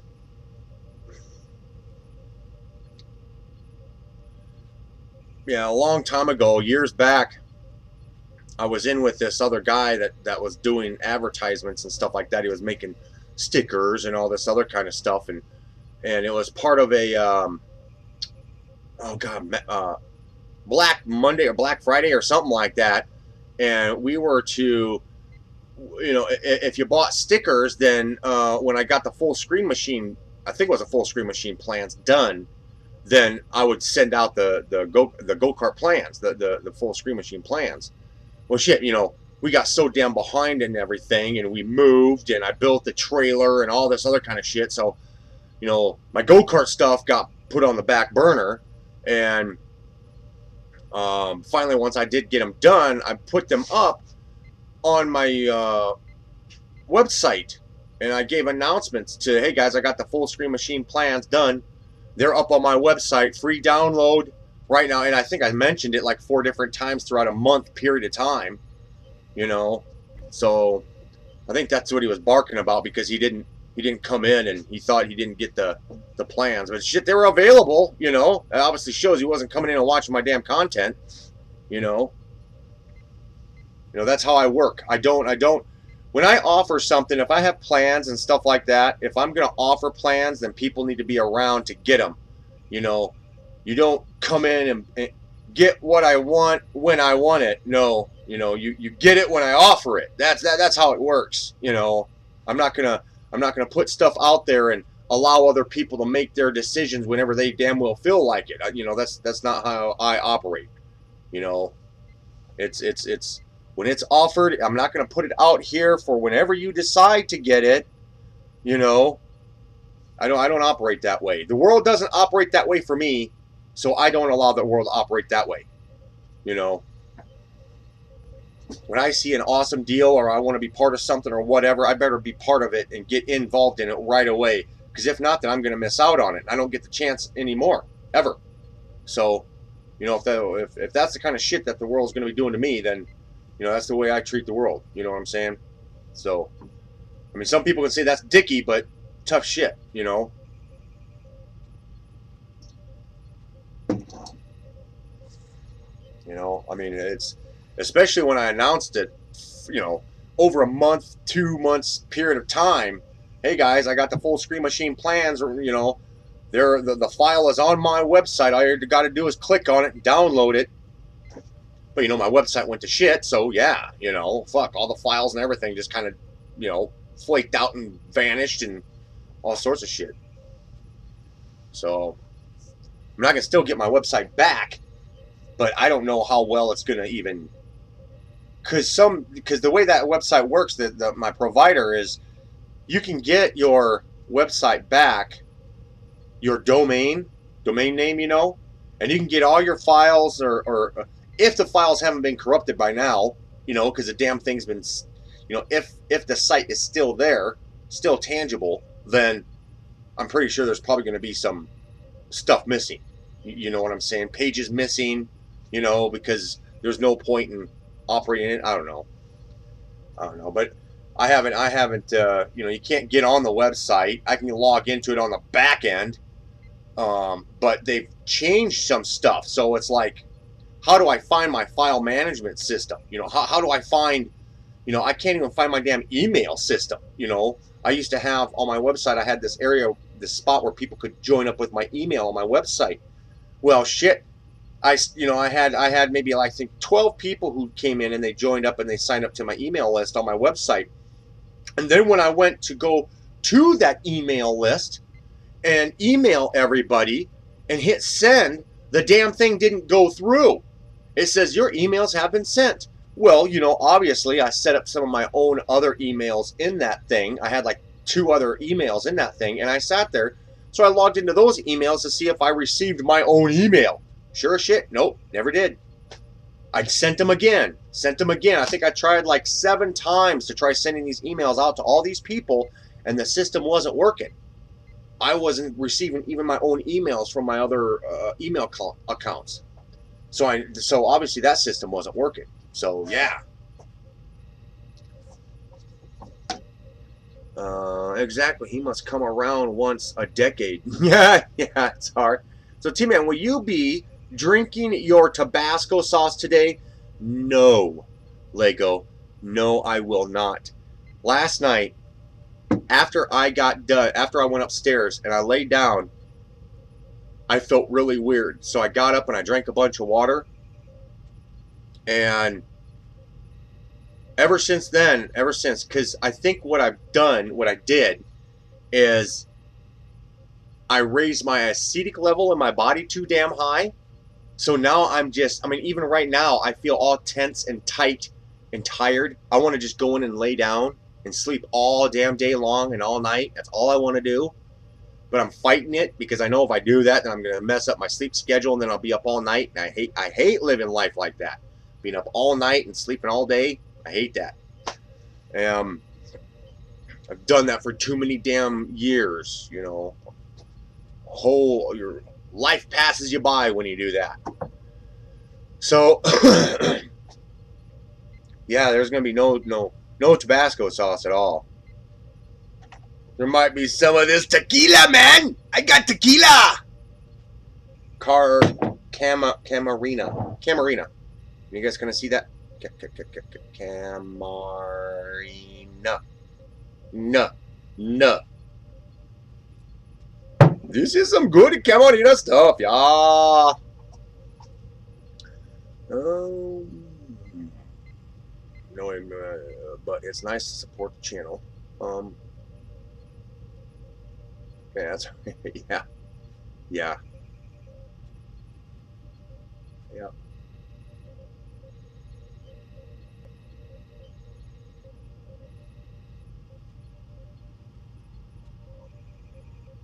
Yeah, you got to remember that YouTube and most of the viewers are Nazi PC.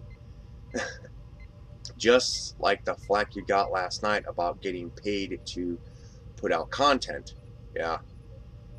T-Man, I would donate you $1 million if I had it, but currently I only have 120 bucks on me and I'm saving up for a mini bike. Yes, that's what you hang on to that, man. You hang on to that. And no, it wouldn't be good to send me $1 million, because you have any idea what would happen if the IRS found out about that? Oh, crap.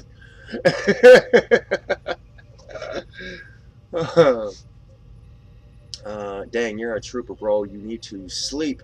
You're staying up just for us. Respect, bro. Lego, do you ever play online games or anything like that? Like, do you play any Roblox or Gary's Mod or Animal Jam or anything like that?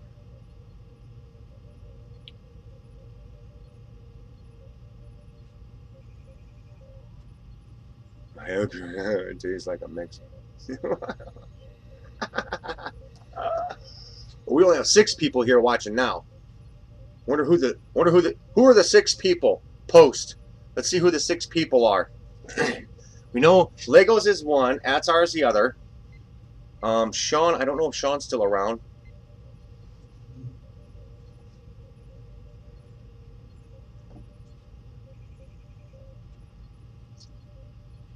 Josh. Okay, there's 3. And we have one person who just left. Bitch.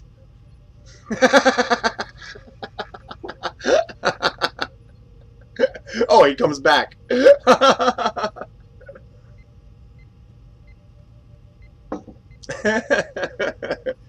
was probably somebody refreshing their phone.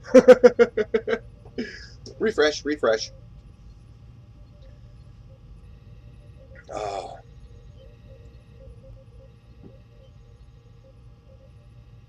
No, I only play video games, T-Man. Oh, video games, like on the PS3 or the PS4? You play console games? One more came now. Let's see. Josh, Atsar, me, and that's all I see. Now we got some spies in here.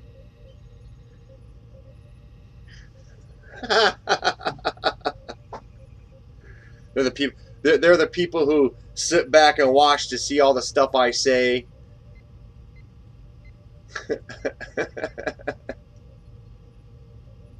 So they can report it off to other people.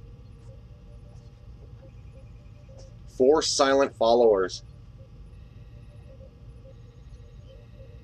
You could say that. But technically there's like 37,000.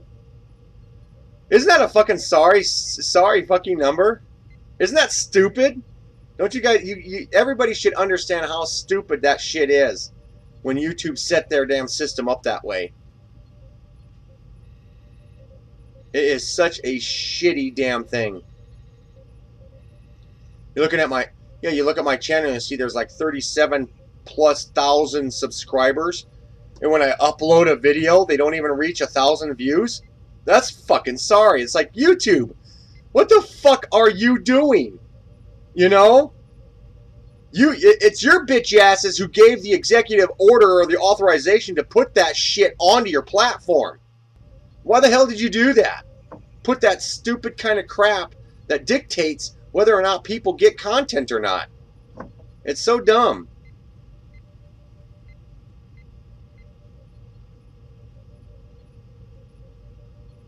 People don't care anymore, T-Man. Well, you know, it's they either don't get the notifications or they don't care, but you know, it kind of pisses me off. I wish YouTube would set up a system that would keep track of all your most loyal followers and then make sure that they get their content. You know what I'm saying? And just, you know, you could just close off the fucking 10,000 or 20,000 fucking people, you know, on purpose. You know, make the content creator the one who can go in and shut people out, not the fucking other way around. Because it makes channels look really shitty, you know. And it's YouTube's fault. It's not the content creators. It's not the subscribers. It's not anybody's fault but YouTube. The moment they turn around and they said okay to this type of system operating on their platform, it's their fault. It is negligence of platform support, you know, or however you want to call it. I'm sure I could come up with a real smart name about it, but yeah, you know, it's just it's such a shitty, stupid thing, you know. When I hear about YouTube and Google and them getting sued by all these companies and stuff like that, I'm like, good, you know, fucking good. They need to be bit in the damn butt.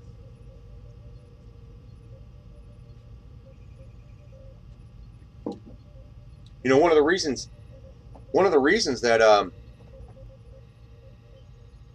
Atsar, when's the last time you went over there to the other video platform? I've been trolling through that platform and looking through there and stuff. Man, there is a lot of people who are really pissed at YouTube. Wow. I mean, just lots. You know, people just complaining about it, and they're just like, Jesus. You know, they YouTube has literally fucking stopped paying attention to people. I knew, you know that happens, because when a platform gets so damn big, they can afford to fucking shut out all the small people, you know. It's just shitty, you know. I know I can tell you one thing. If YouTube or YouTube heroes or whatever, because I don't know. The only time my system really started fucking up is because of this YouTube heroes and shit like that. I don't know. Maybe there's somebody signed up to the YouTube heroes platform and comes in and will fucking do some shit to my YouTube.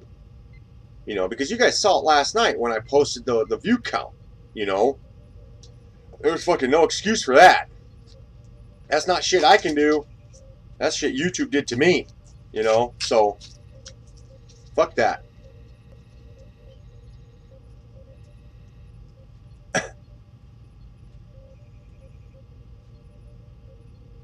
Yeah, Vidney people are a bunch of misfits. Not all the content there is good. Yeah, I know. I know. Yeah, I know that. I wonder if my...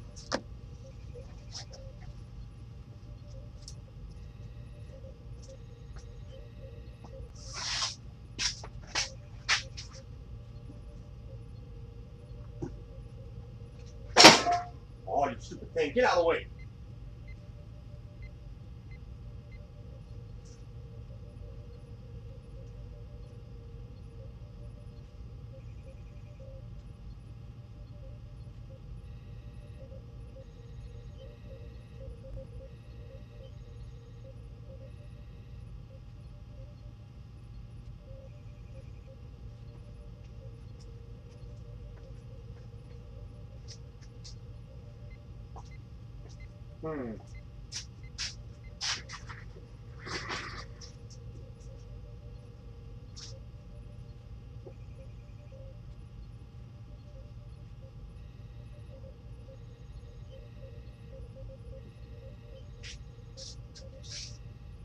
Well, I'm going to show you guys something here.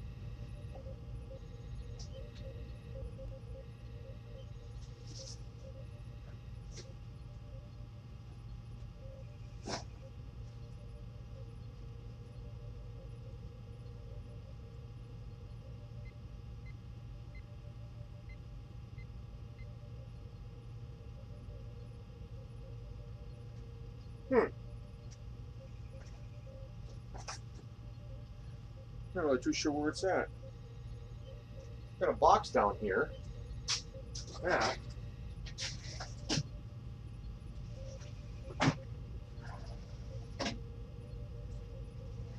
If I get a kick out of, if I can find it somewhere. In the mass chaos.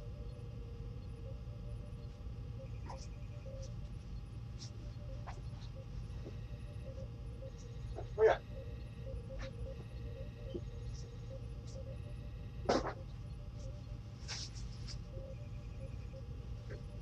There it is.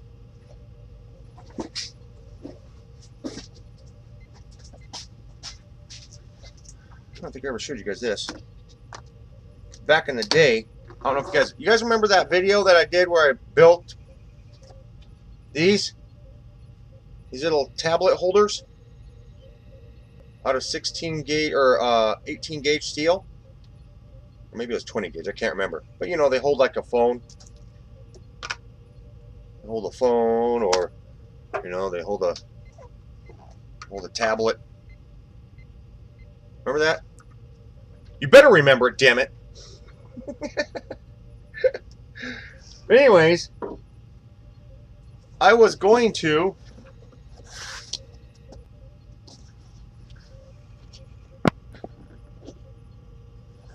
I made a whole bunch of these. Get this out of the way. Paid product placement. I made a whole bunch of these. This is what they are. They're nicely made. They've got the neoprene frame around them. See that? Really nice. And guess what? Guess where they were going to be going? Yeah. Handmade by T-Man to sit on YouTube's partnership desk. I made, I think I've got 15 of them in here.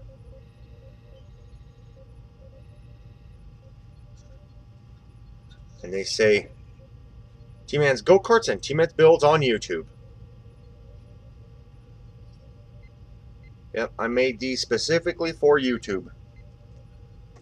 For YouTube partner support. But then, now this was back, I've had these for almost a year and a half. I built these back when I had the Hyperion cart, when I was building the Hyperion cart. I told YouTube, I was like, hey, you know, I've got something really going on really great, and it would be really awesome if you guys could help me grow. Work your magic, and I'll send you guys something special, made by me. Well, what'd they do? Just the fucking goddamn opposite. So I think I'm either going to let these sit and fucking rust, or maybe I'll just tear the sticker off and send it off to VidMe. Because if you've ever seen their office,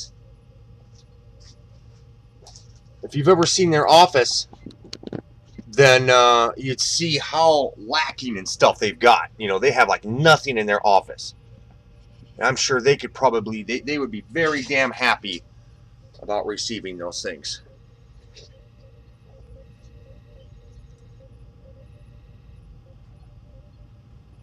Now, I even told YouTube Partner Support when I contacted them that I'd be willing to build a go-kart specifically for YouTube.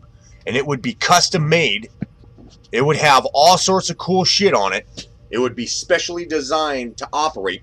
Because, you know, if you're going to build something for a company that's unique, then the damn build has to be unique. There's something got to be really damn special about it. It can't just be some pretty thing. You know, the damn thing's got to be cool. You know, there's got to be something special about it that's going to set it aside from all their fucking go-karts ever made from then that point on, you know? No different than like what I did with the Batmobile, you know? That damn thing, it sets apart everything, you know? So, you know, or make a Google go-kart or something like that. It says Google on the side, and the thing fucking like, whoa, can turn sideways and shit, you know? But, yeah. That would be really awesome. And, you know, I told him, I says, yeah, you know, I could build you guys something really, really dang cool. Specifically for you guys. And, you know, on break, you want to get away from the computers, you can get out there and jump on that thing and rip around the parking lot. You guys would have fun.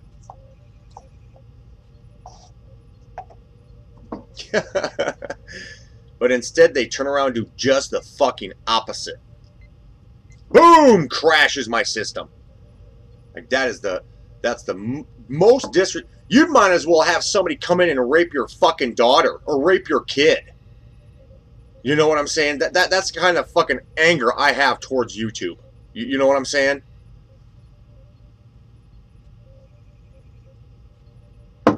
That's the anger I have towards this system.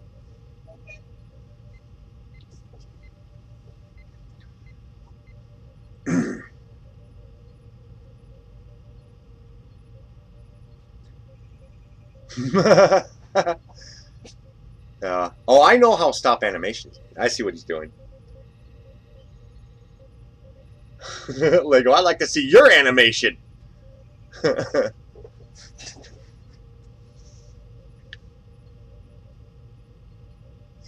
I could make you a commercial with Lego stop motion. Lego stop motion.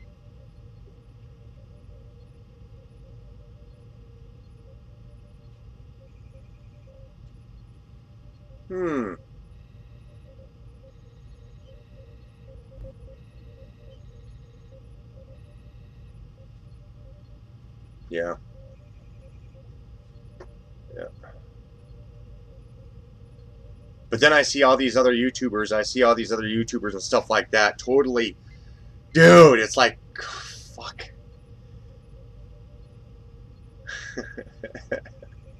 The one thing you don't want to do is you never want to make YouTube your home. You never want to make YouTube your home. You don't want to make it the primary place where all your shit happens. You do not want to do that. It's been broadcasted and chanted out there from mountaintops over and over and over again. You do not do that. But if you do that, you get promoted all over the place. You know, YouTube helps you grow and all sorts of shit. But they're gonna rape your ass. They're gonna destroy everything you put together. All it is algorithmically driven or AI driven. And AI driven is a mistake. You should never have a artificial intelligence dictate what a good video is, because it has no soul. It has no humor. It has none of that stuff. It has no cocky humor. You know what I'm saying? It can't tell the difference between whether somebody is saying, man, let's just go get drunk. Or somebody who's saying, oh man, let's just go get drunk. You know, it can't tell the difference between what is depression and what is humor. You see what I'm saying? AI can't tell the difference between that shit. So, you know, it's having an AI dictate YouTube videos is a mistake. It should stay and be continuously stayed as view count. View count is always the most best choice to dictate video content. You know, shit. Look at movies. What dictates a successful movie? Well, the amount of money it pulls in. Because if a movie pulls in a lot of money, then obviously people like it. But in the world of YouTube and the internet, views are currency. So the more views something has, the more it has, the more meaning it has.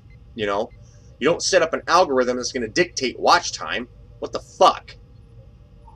What a stupid imaginary thing to focus on.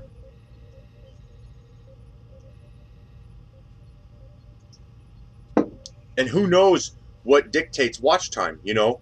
If you're on your phone, what's dictating watch time? How does it know you're still watching the video if you turn your head? It doesn't know that. But it still thinks you're watching it.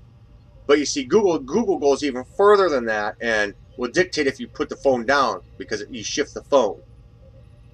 They do that.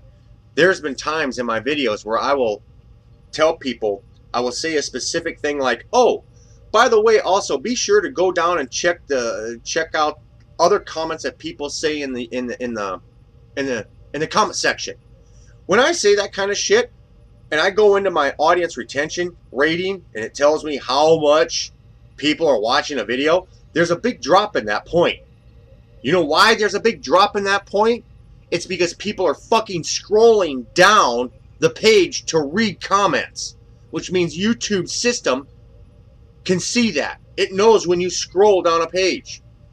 It knows when you scroll the page. It knows. It knows where your mouse cursor's at. It knows all that shit. It knows where you're at on the page. If you're watching, it can't tell whether you look away or not. But if you're on your phone, and your phone's got a camera, and it's got facial recognition, or whatever, you know, they can turn that damn thing on whenever they want to and just sit there and watch. If they notice two eyes watching, then you're still watching the screen. If you look away, then you just lost audience retention. If you put your phone down, you know, they can sense that. They know that. They know what you're doing. You know, and it's the same way on YouTube. So, you know, when you scroll down a page to read what other people have posted, and I can go into my videos and I can see where that drop is at, that little drop and spike, because that's what people are doing, then obviously YouTube is tracking your mouse movement, where you're at on the page, all that shit.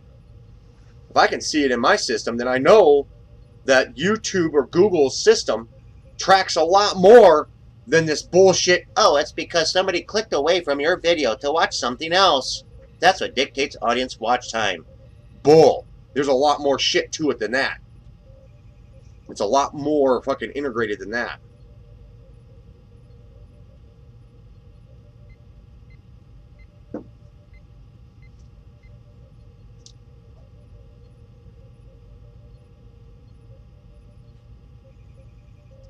I think your redheaded girlfriend is going to learn quick. Yeah.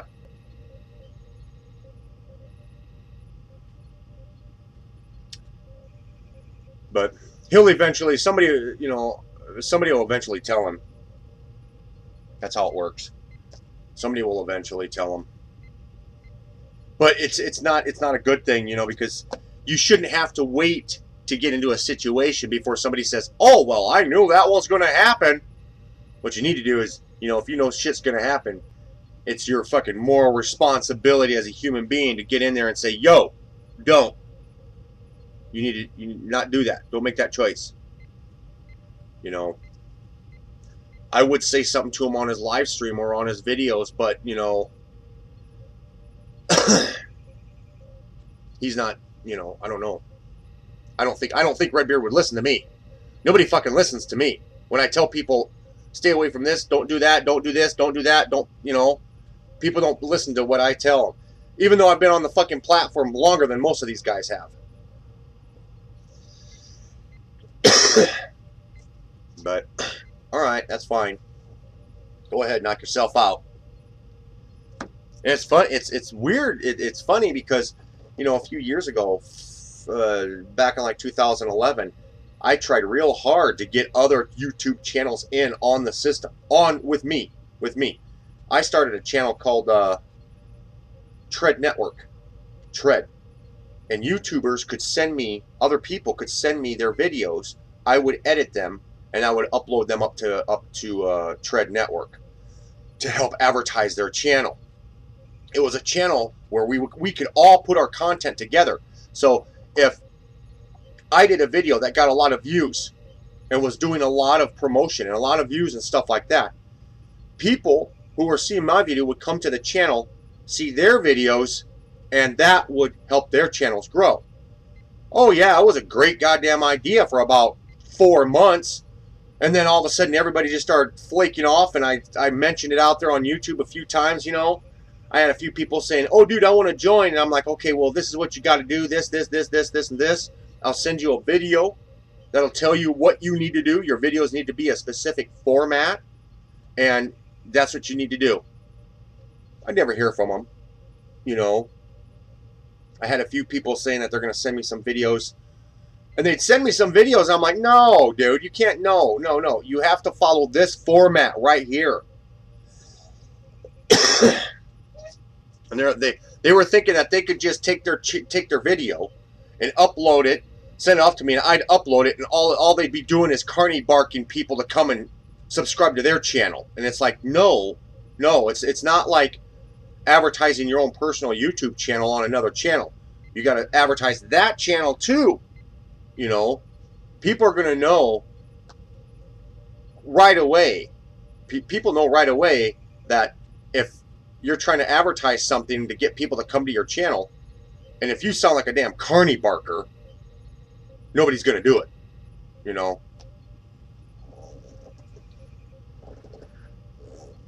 Yeah, Lego. Yeah. That's just a few things that I've done, you know. If I were to go back and look, if I were to go back and all the shit that I've done on YouTube here for other people, and to get other channels to grow. And all the stuff I gave society its opportunity to be part of, you know, I've done a lot. And then to see these other channels come in and blow up and get all popular, and they don't do fucking 1/4 of what I used to do, but they blow all the fuck up. It's like, dude, you gotta be shitting me. Thunder Divine's been around. Yeah, Thunder Divine's been around. Thunder, you remember that that channel that I did? Is this old? No, this ain't old. Thunder, you remember that channel, or that channel I set up? That Tread Network channel, right? Were you around when I did that? That's a few years ago. I set that up so a lot of the other go-kart guys and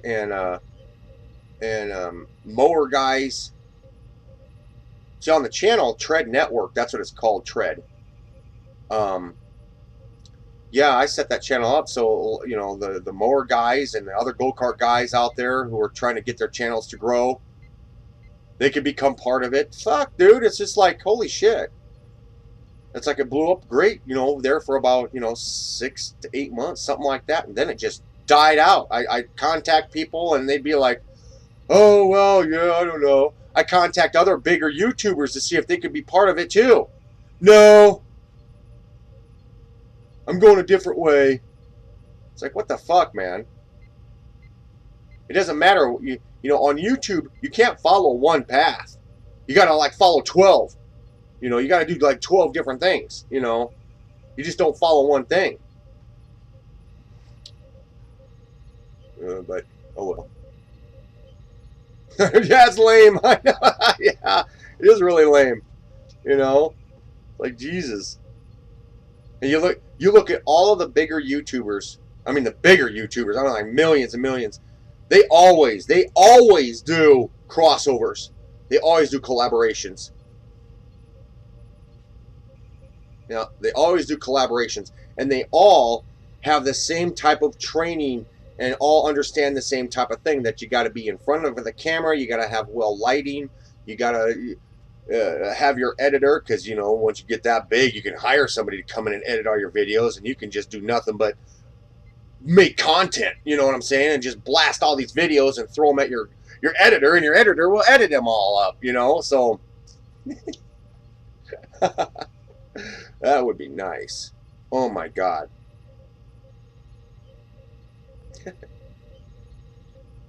Yeah.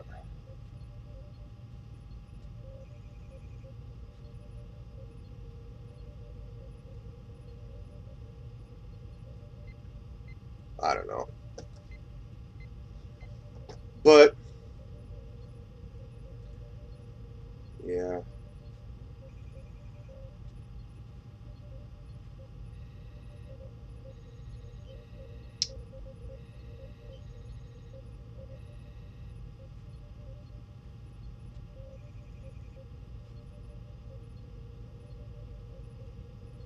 Oh yeah, Azar. They've had that feature a long time.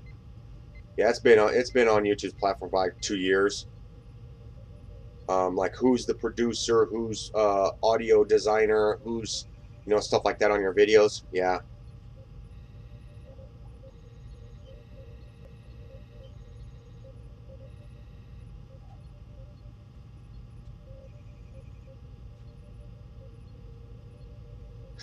With an iPod 6. Whoa.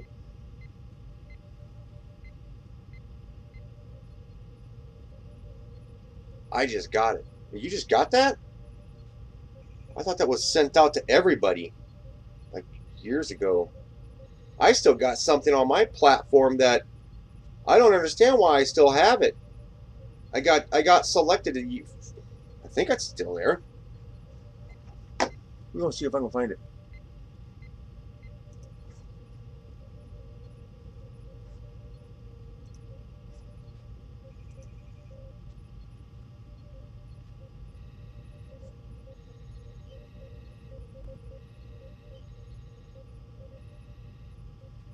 Katy Perry's live right now? Dude, let's stream Katy Perry's in.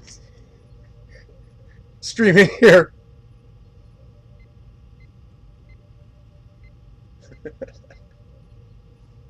Alright, let's go over to just any random video I've got. Random video.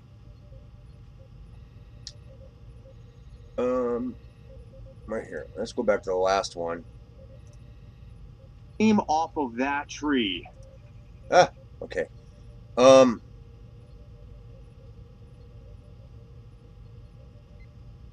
Share? Yes, I still have it. Wow. See if I,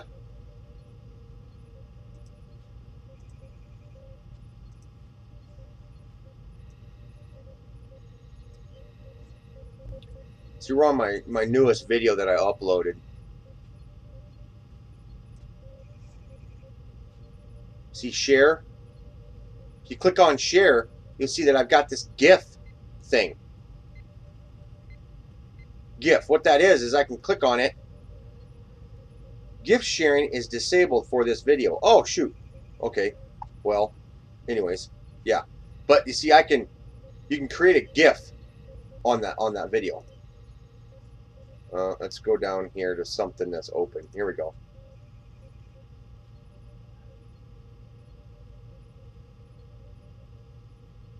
Hey guys, we're down here. Okay. Go up here, hit share. Go to GIF. Bing! And now I can come up here. And it creates a looping GIF.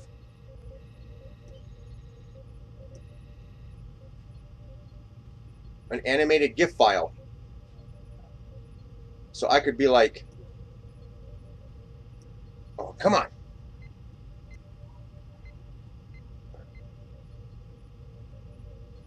Let's see here. Let's see if I go to the very beginning.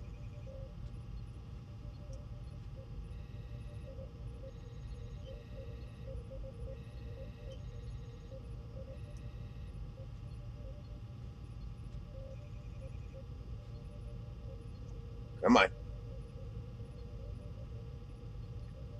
What? Let's go to the very beginning. Come on, you big dumb thing! Okay, so let's okay,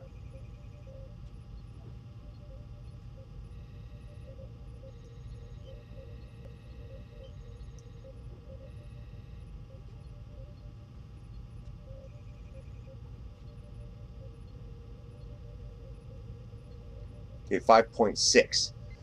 The beginning, it starts there.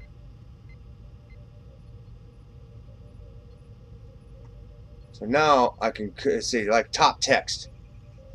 See, I can adjust the GIF at anything I want. So I can type in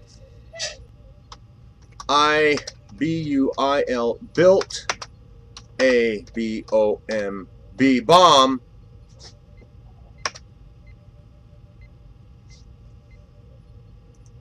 I built a bomb with this light. Now we'll see what happens. See what it looks like. I built a bomb with this light. And it shows a light. You know?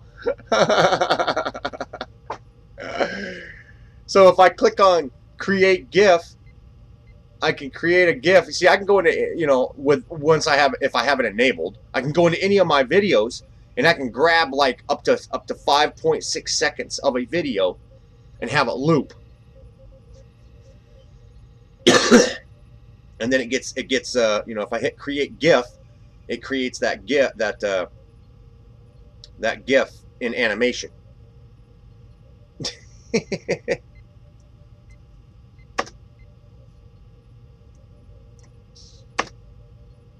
So if I wanted to, you know, if I wanted to do a picture, if there was something in one of my videos that was funny, me getting hit in the head with, I don't know, with a tire, I could like create a GIF of that thing flying up and hitting me in the head. And I've had this on my channel for years, you know, for like maybe 2-3 years. I've had this. I did a video announcing it, and I told people, okay, now, all right, everybody, You can all go out there and create this GIF and make fun of me all you want. It's super funny. And what happened? I had like 2 or 3 people actually use it. I was like, holy shit. I couldn't believe it.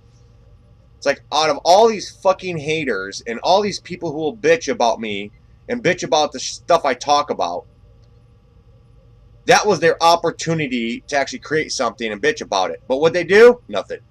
You know? It's like, fuck people. What's wrong with you? Jesus. You know? Like, holy fuck. You know? Because you sit there and you see, I don't know. I could keep bitching. I could keep bitching about stuff and just do it. Build a bomb. Workshop.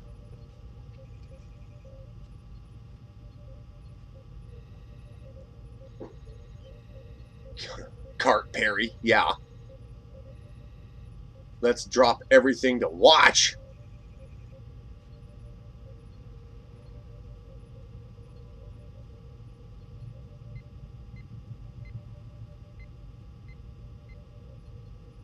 Yeah, that's true, Thunder.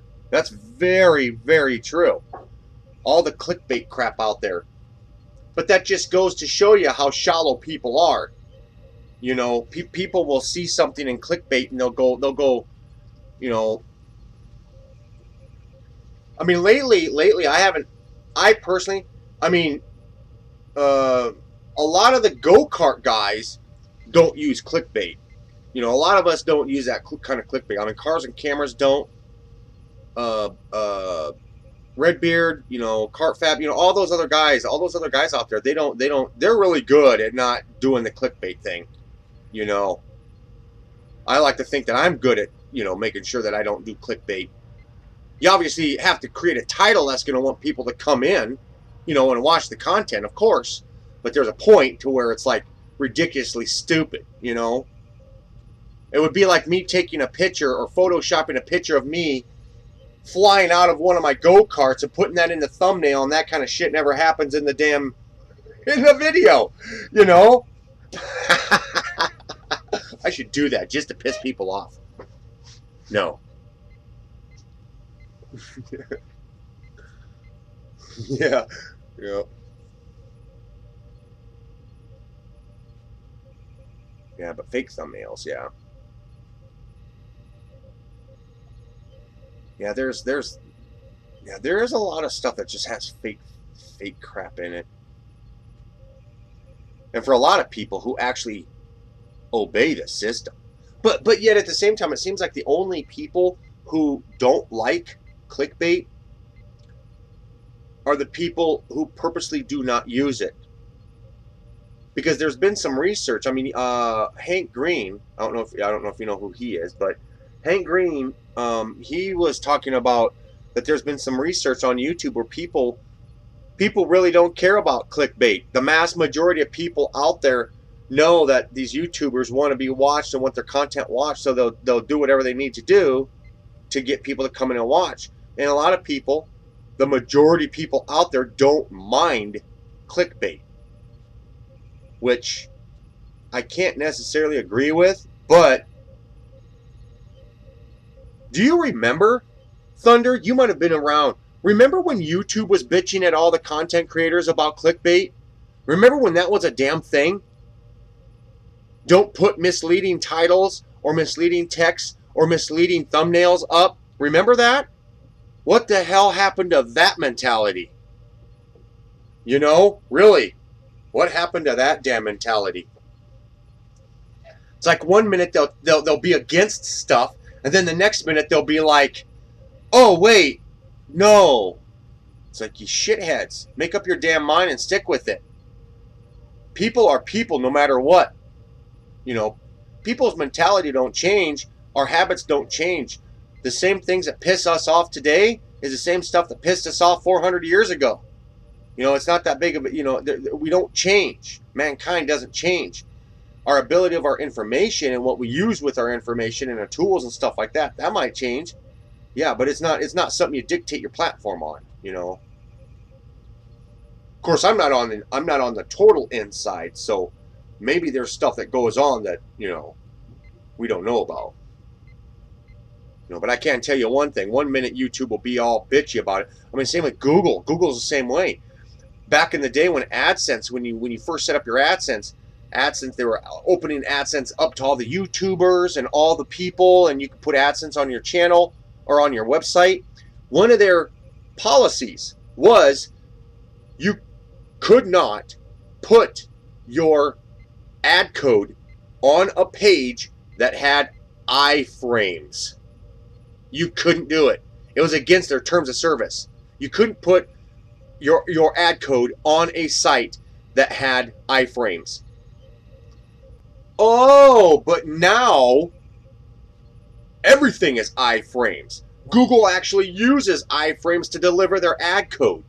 You know, it's like, what the fuck? You know how many YouTubers out there had their own websites and had their AdSense accounts disabled because of that service that you said you were against, but now it's fucking okay?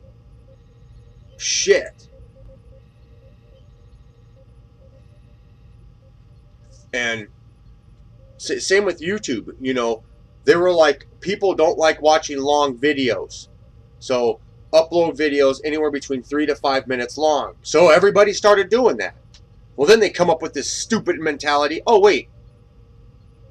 Don't create misleading titles, text, and thumbnails. Oh, wait, now it's okay. You know, people want to watch videos longer. It's like, you people don't know what the fuck you're doing. You know?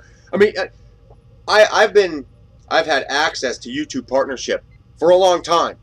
For a long time. I hardly ever contact them. But when I do contact them, every single person that I contact is somebody different. They go through, I don't know if you guys have ever worked for a corporate America before. I mean, serious corporate America like Google or Viacom or any companies out there that are big. But what they do is they have so many damn departments and they have so many different sub companies that they do not keep people in one area too long. They'll keep you in an area for, they'll keep you in a certain department for anywhere between 8 months to a year to 2 years. And then they either get rid of you or they promote you to a different area of the company because they don't want one person learning how one system fully operates. That's what they do. I remember one person I talked to who used to work for YouTube Partnership, but is now working for Google Plus because they transferred her over to Google Plus. Then I contacted her like 4 months later and come to find out that she was no longer in Google Plus, but they had transferred her over to Google Plus Hangouts. So that's what they do. That's what Google does. They transfer people around so damn much in their company. I mean, they could take 60 people out of their Los Angeles company and ship them down to Australia and save money doing that, transferring them down to Australia's department instead of firing those 60 people and have to rehire 60 more people and then cost of training them and all that kind of crap, you know, setting up all their 401k plans and all that shit. You know, it's just easier to transfer people to a different state or whatever. You know, it's easier to do that. Plus, you know, yeah. So, yeah. You know, and that's what Google does. Every single time I've contacted YouTube Partner Support, I've gotten somebody different. Every single time. I'll sit there and I'll carry on a conversation with them for a month, 2 months, and then I'll stop, wait for about 4, 5, 6, you know, maybe a year, then contact them back, send them an email back to the same person. Boom. Never get no response back or anything like that. And then I'll have to go into my system and contact YouTube Partner Support directly and create a new ticket, is what it's called. And it's just like, it's really shitty, you know. But, you know, Google is such a massive company. There's people out there just sitting there looking around the corners just waiting for Google to fuck up on something, and then they can go in there and sue the shit out of them, you know. I did a search one time on I've talked to too many people, not just one. Well, you gotta well, when you contacted him, did you tell him that? Oh yes, I got I have this order number. One of the lights is not working. You know, you can send them pictures, but send them new pictures. You know, or do a video on it. Plug the damn thing in. Show the battery. Show the 12-volt battery. Show them that because you know you can take these lights and you can plug a 9-volt battery into them and they're gonna light up all dim and crappy. And then you can take a picture of that and say, yeah, look, see, they're not lighting up very bright. But if you do a video saying, here's the bad light, and you plug it into a battery and have it shown on video and say, see, look at what this light is doing. See, I got 12 volts here, have a meter, and plug up the meter, test the meter out, show the meter says 12.13, you know, 12.8 volts or whatever. Oh, you're just waiting for the tracking number. Okay. Yeah. Yeah, when I contacted what's her name about that, she told me that Auxbeam probably didn't even send it out to you. It was probably just Amazon. Because it all comes directly from Eminent. What's going on, Eminent? Yeah. Because, you know, like it comes out of their warehouse. So if they have a return, then they can take these returns and put them off to the side. And if somebody puts in another order, they'll just grab that one or whatever sitting there and send it off. You know, Auxbeam never even knows that they even sent out an item. You know what I'm saying? I don't know. Should I put in another video so you guys can watch another video? Want to watch another old-ass video? Old-ass video!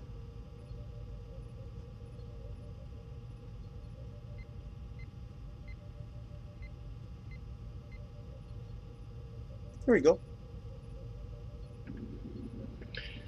Okay. I'm working on the steering now. Whoops. Okay, I'm working on the steering now, and I built a spindle for this, and the problem that I'm coming across here is that when I take my tie rod and I stuck it on here, when I turn one direction, if you look up here, it seems to work alright. I seem to have enough clearance, but when I start going back, the bar starts to collide with the arm here, and then it starts to bind right here.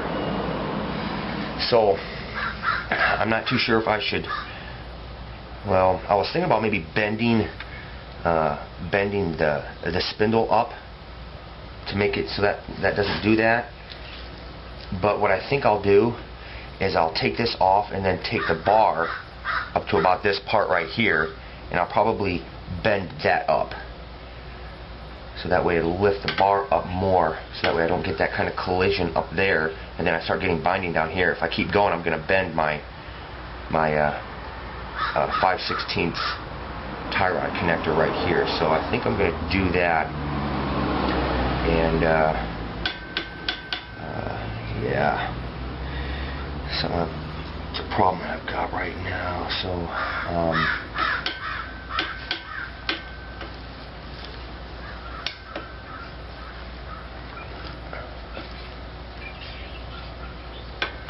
I won't be able to keep turning. I'll be able to keep going without binding it. And I don't want to bend any of this crap up. I don't want to bend the tie rod. I'd much rather bend this bar here. So that's what I'm going to do on this. So the tie rods are going to be connected right in the middle here. And then the steering shaft's going to be up, and it's going to go back and forth in between these two, in between the arches here. Right now I'm getting too much binding in it.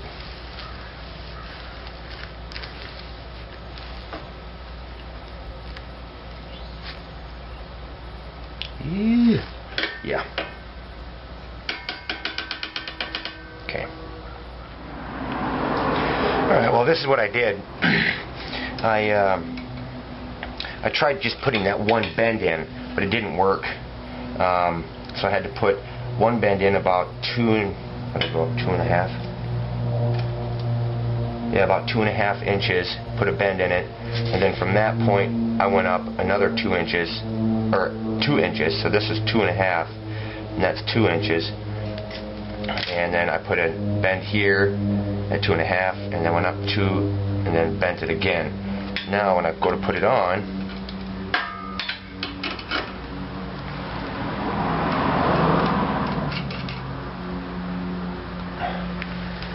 now I have no collision. So now I'll have to do that. Now I'll do that to the other tie rod over on the other side.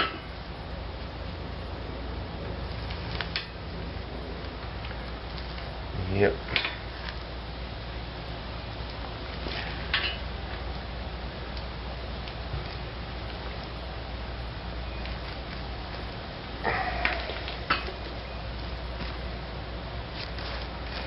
Yep. Huh. Just a little step.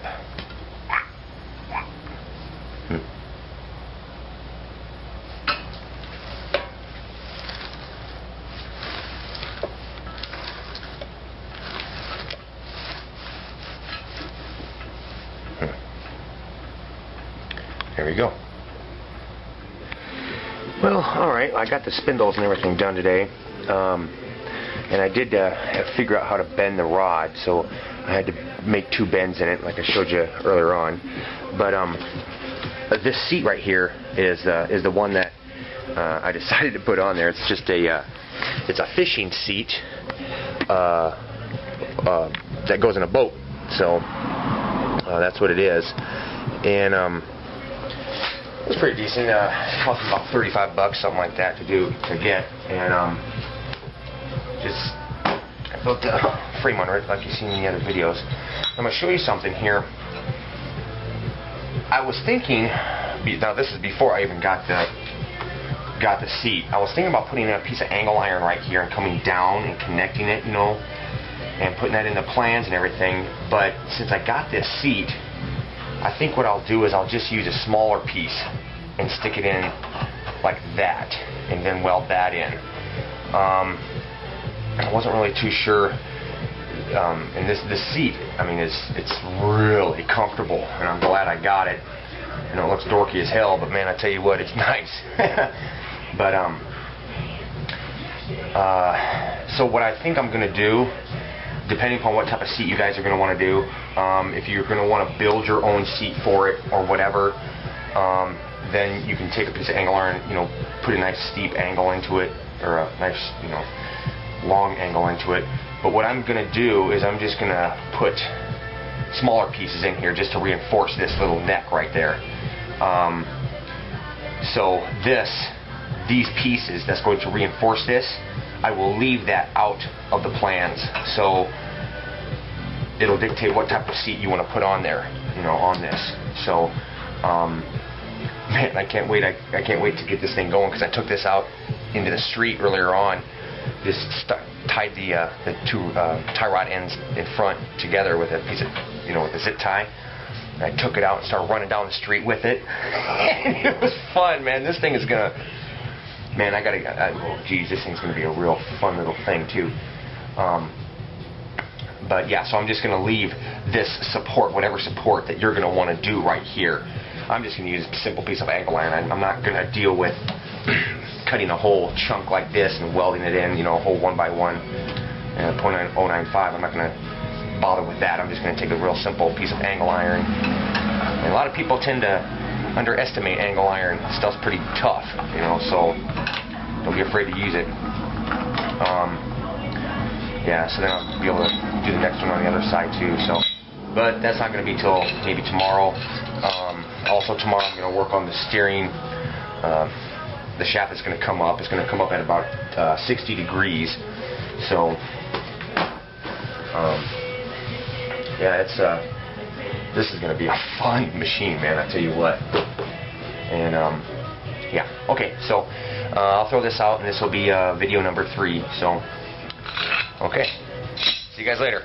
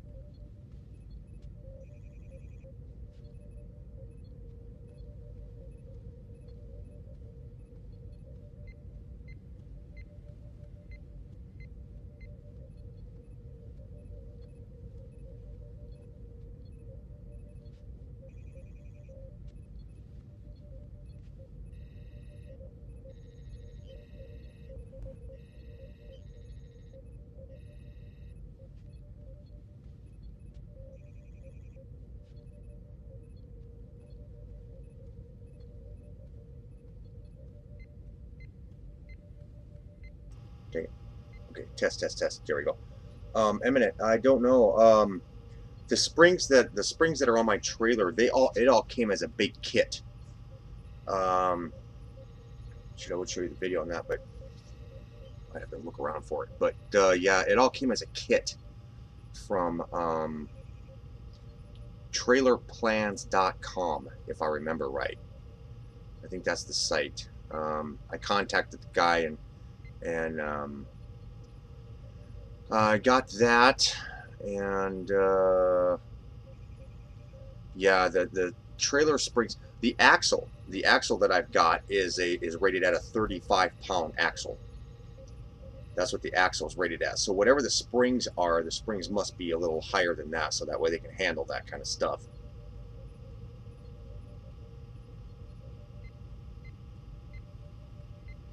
Yeah.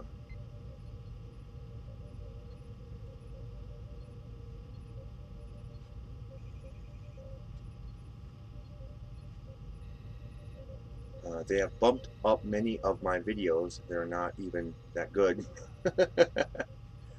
Yeah, well, Thunder, the thing is I doubt anybody who's officially hired at YouTube watches any of my content. I'm sure what I do have, I'm almost positive of it, that what I do have is I have people who come in and they'll watch a video, and if it's a good video, according to their own ruling, then they'll allow YouTube to promote it a little bit more.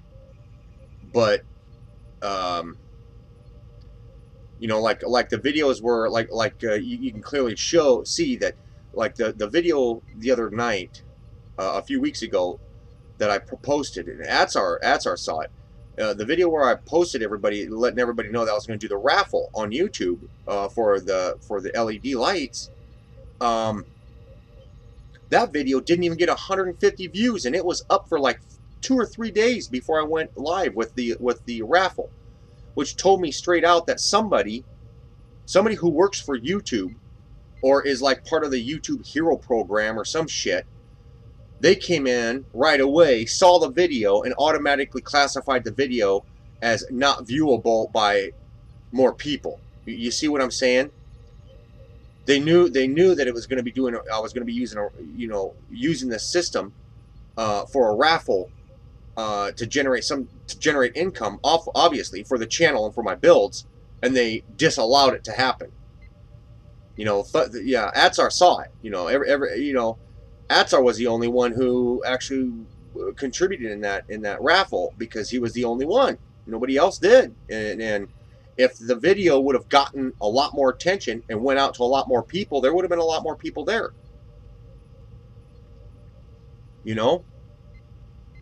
There has to be, yeah, and it's shitty.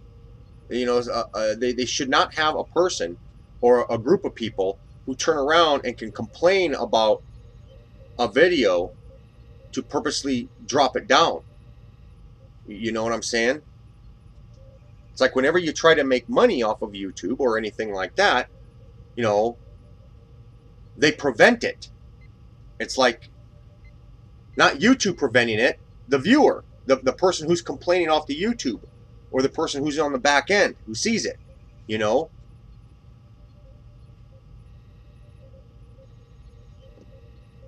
So it's like, yeah, it's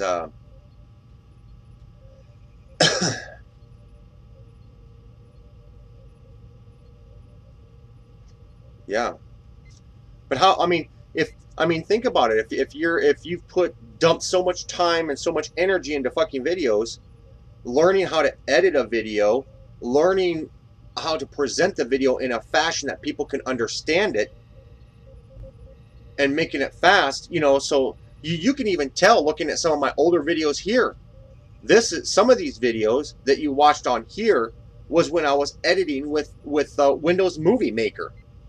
And they're so damn long of me going, and yeah, so that's not a damn good video.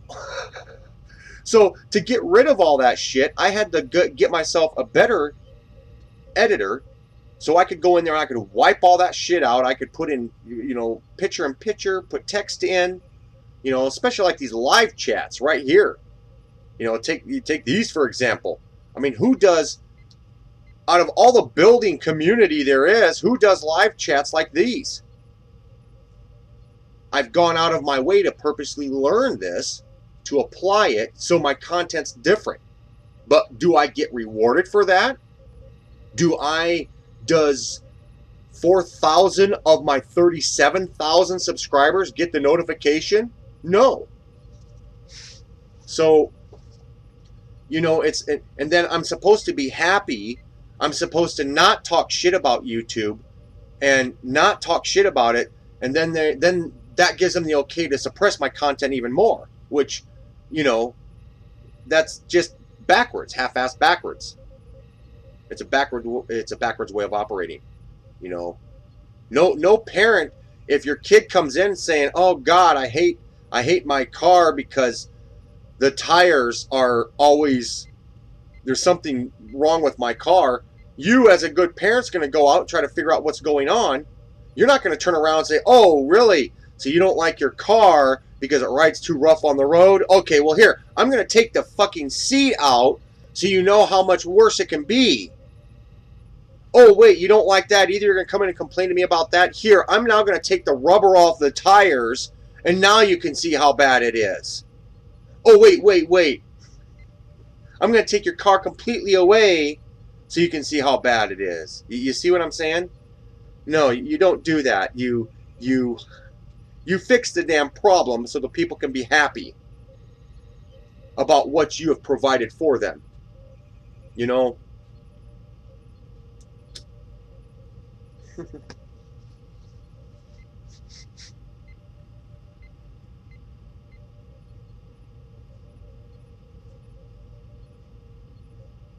Because everybody knows how bad things can be, especially when they first start out, you know. Plus, I don't have a problem with helping channels grow either.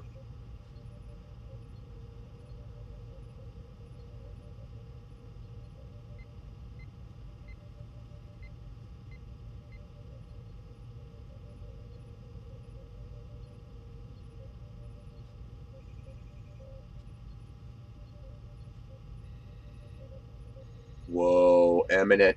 You better be careful about doing that, because if you break your leaf springs, that can be bad. Hey, Stacy, what's going on?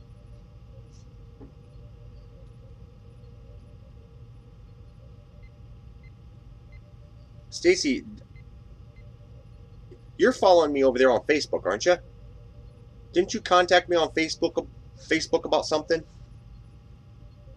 Maybe not. I can't remember. Maybe it's only here on the live streams that I remember you.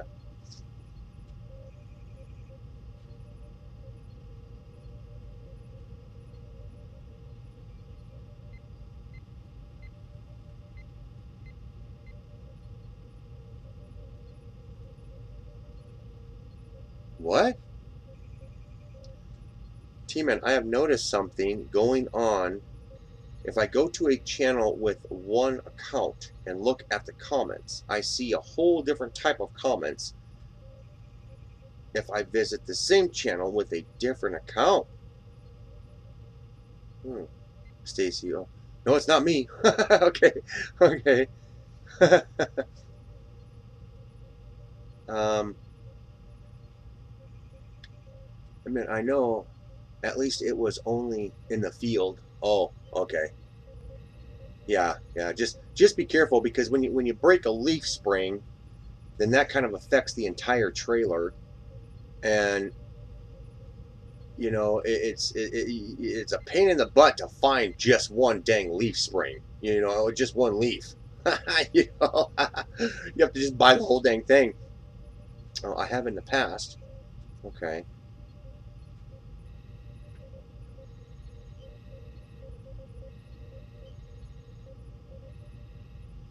Yeah, Atsar. Well, YouTube's been doing that for a long time.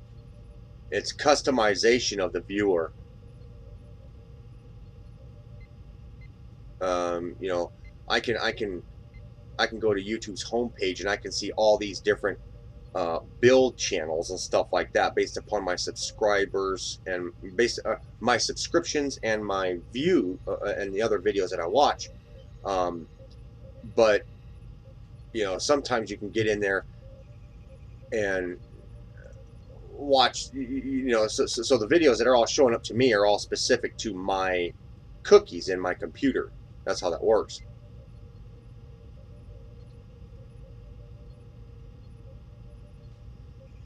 Oh, Eminent, you are just, we're gonna have to start calling you Eminent Destruction. Instead of Eminent Videos, it's gonna be Eminent Destruction, because your destruction on your trailer is imminent. That actually was really good.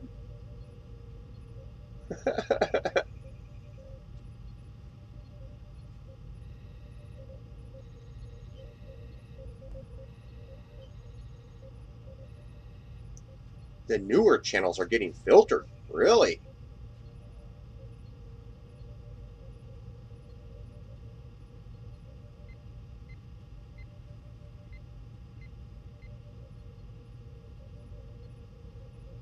Huh. Well, I do know that I've got a setting on my videos. I've got a setting that will show me that I can set up where people can, where my comments either show up as the newest ones first, or most relevant.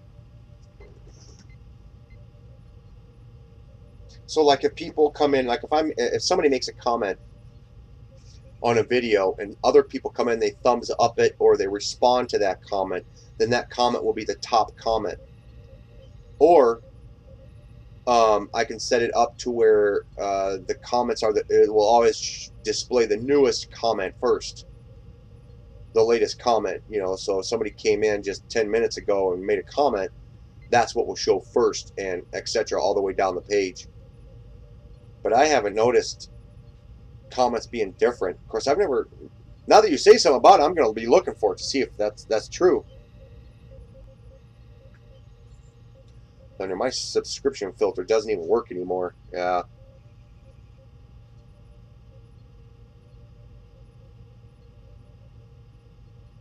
Okay, Eminent.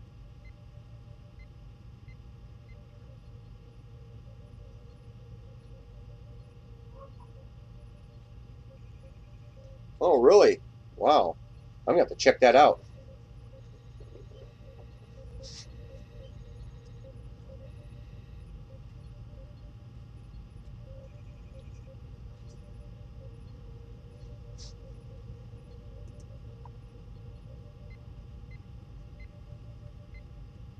Yeah, so I'm going to, yeah.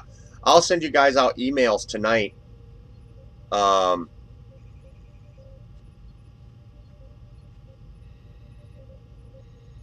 Wait a second.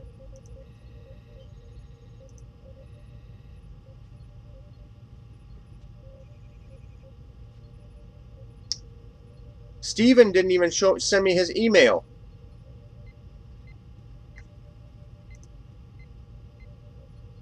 You know Steven's trombone? He did the $3 super chat, but I asked him to send me his email and he didn't send it to me. Maybe he just wants to support. You know?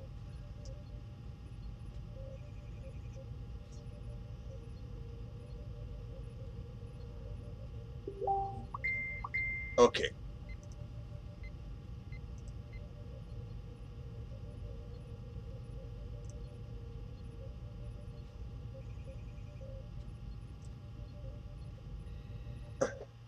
Oh.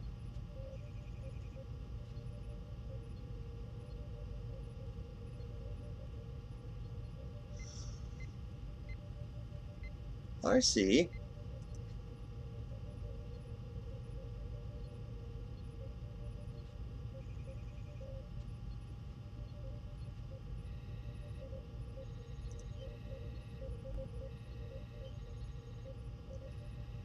And you haul round bay hails with that? How many can you put on there? Just 2?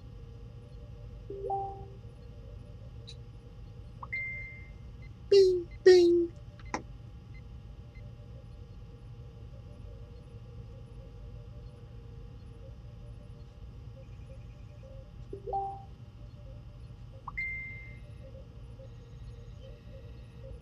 Oh, you've already done an axle flip to make it taller. Okay.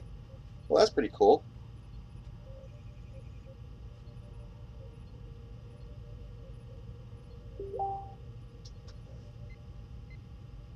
Oh, 2 round bales. Yeah. Yeah, those round bales can get pretty dang big. Especially, man, especially if it's rained or it's been, you know, rained in the past 2 or 3 days. Man, those round hay bales will just suck up that water. Makes like a 900-pound difference in their weight.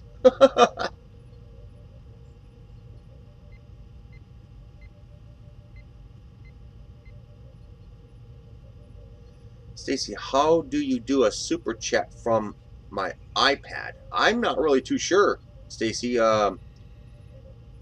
iPad.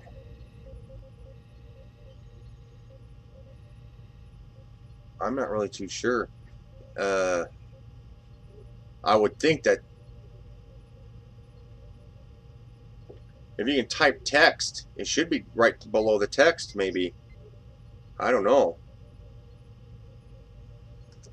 Let me check it out on my phone, because I've got a real gimpy, cheap-ass phone. We'll see. We'll see if I can send myself a super chat. Yeah. I don't think it'll work, but yeah. That would be interesting. Don't you think so? Yeah, yeah, he's good, yeah.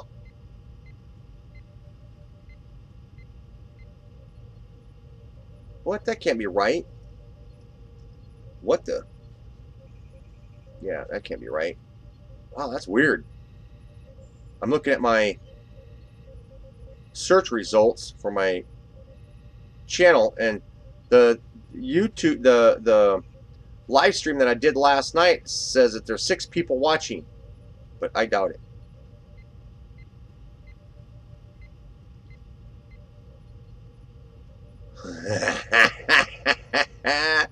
There's me.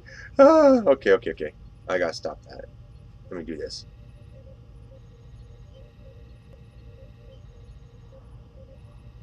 There you go. Click on that.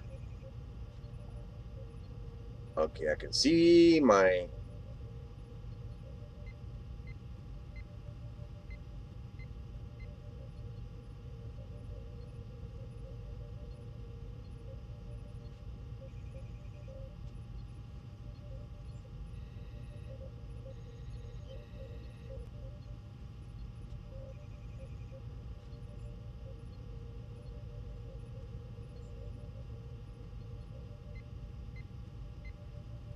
Huh.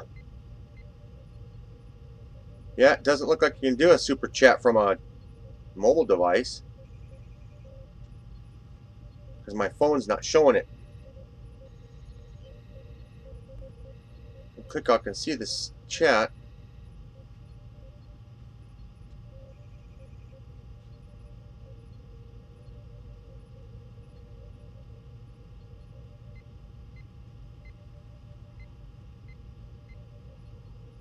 Huh. Yeah.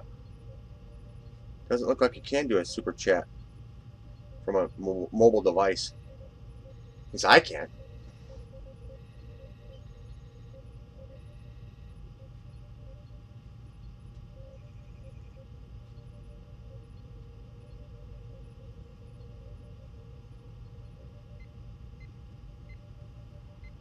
Oh.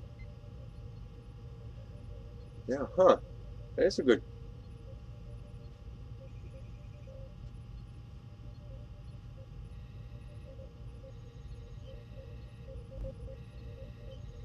Oh, yeah. Doesn't let me comment on streams.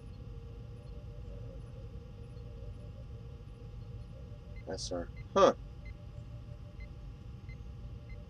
Yeah, I'm looking at my phone. Oh, yeah. Hold on.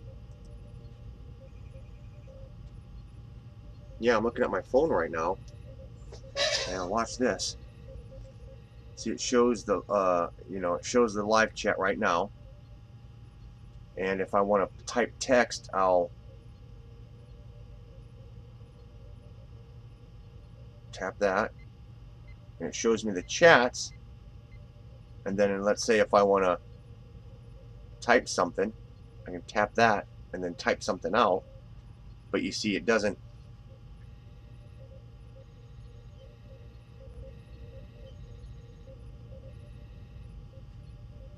Come on. Yeah, it doesn't. It's not even giving me the option for super chat at all on this phone. Weird. Wow, that red looks real pretty on my phone. The text down on the bottom. Super chat, $3. Wow, that looks really pretty. That blue on the very bottom line. Oh, that's pretty cool. I like that.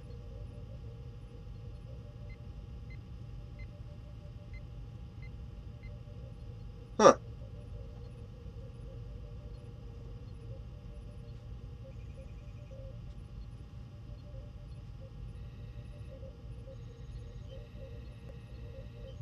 Hmm.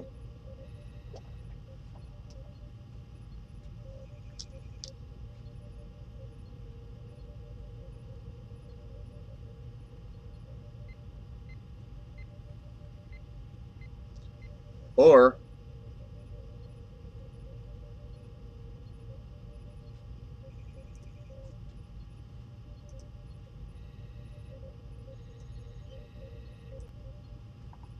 let me go way up here.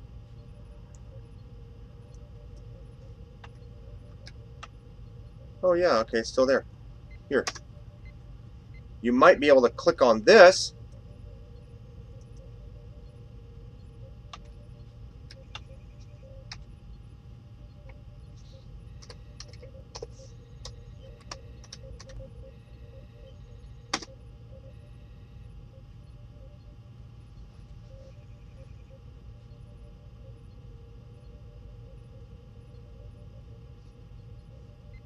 Stacy, you might be able to click on that.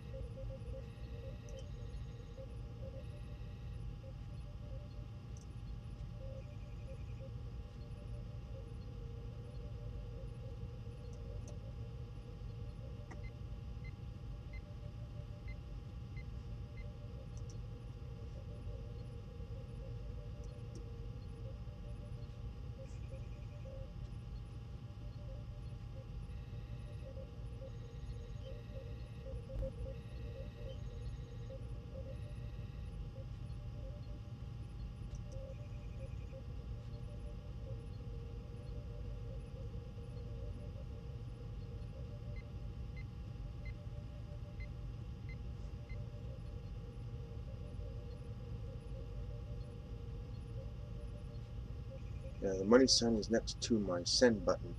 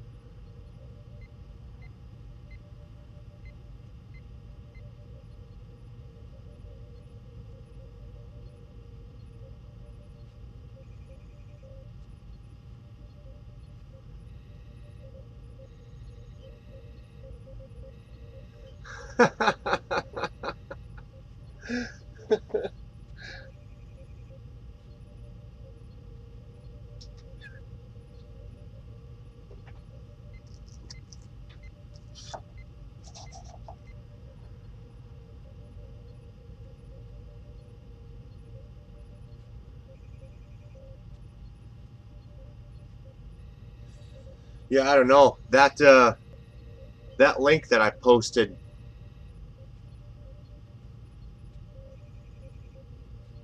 Yeah, it won't. It won't. It doesn't work on my phone, so it might not work on your tablet, on your iPad.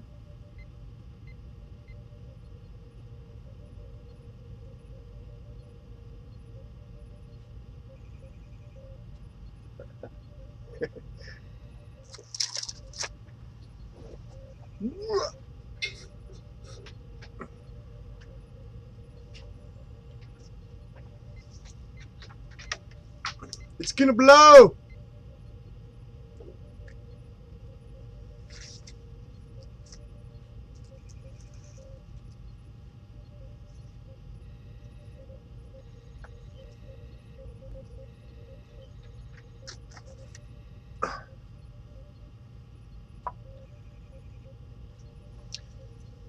You still in here, Stacy?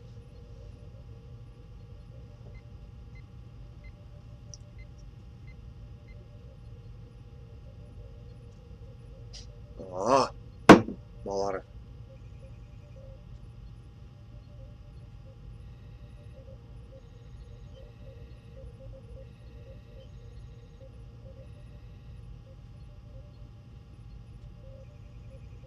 Stacy, I just give me cash next time I come through. Is the iPad all you got? That's cool. But like, take for example, because last night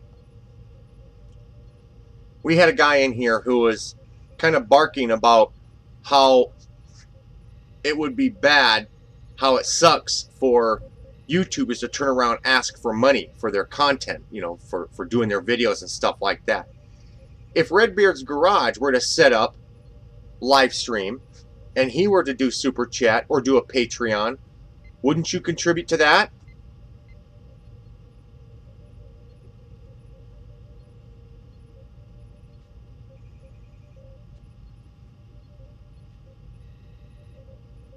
You know, wouldn't you help them out? I mean, there's people out there who like watching what they're doing, and they know that this stuff costs them money.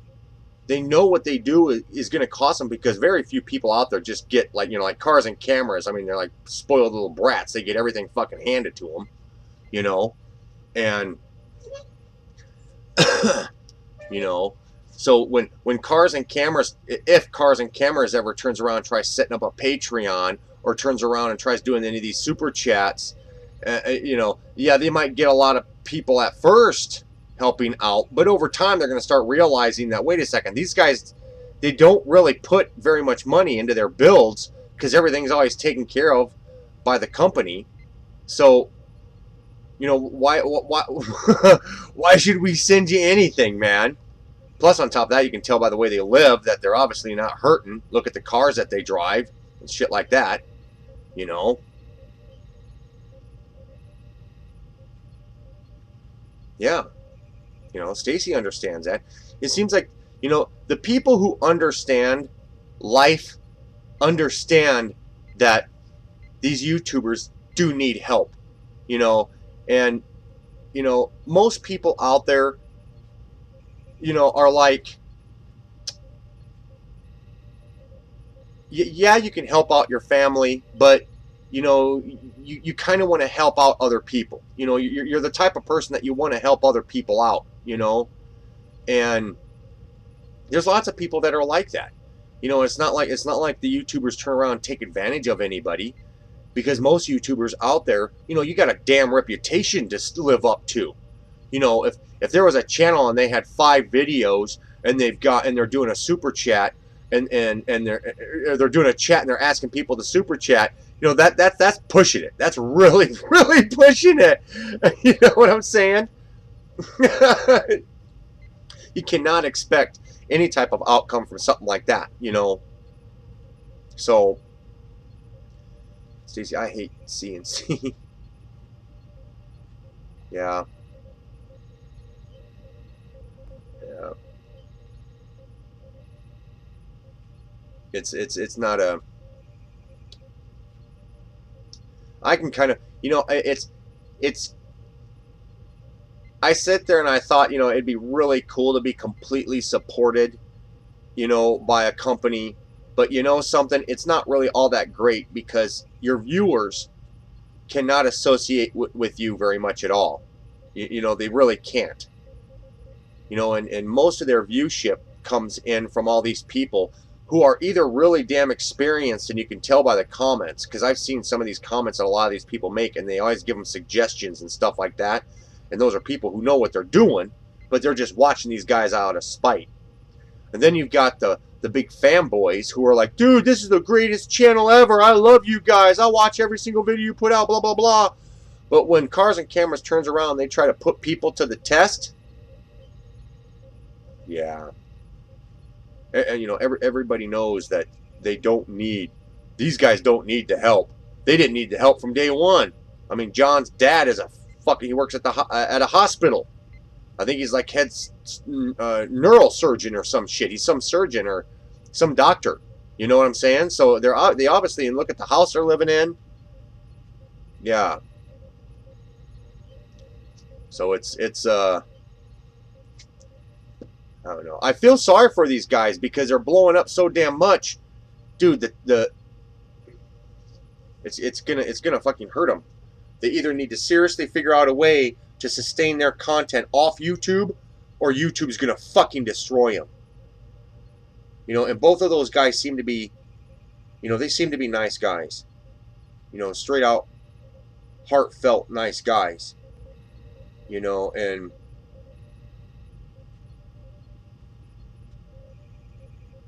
it's just, I don't know. What's happened? Yeah. I don't know.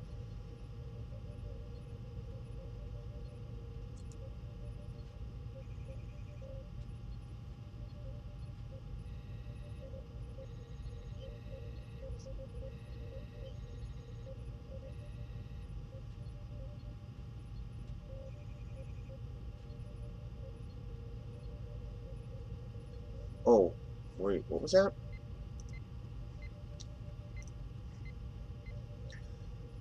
Steve. I know a guy by the name... Oh, yeah, Wrangler Star. Yeah. He's not hurting at all by any means. Especially when you sit and read how much something is, and he does super chat. I build racing mowers, and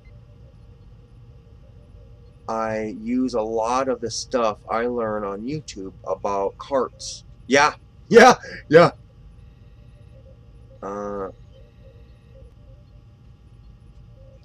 In my mower builds, I like being able to connect the creator if you have questions. Yeah.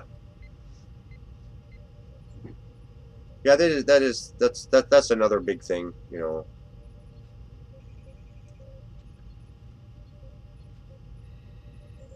I mean, I watch Wrangler Star. Yeah.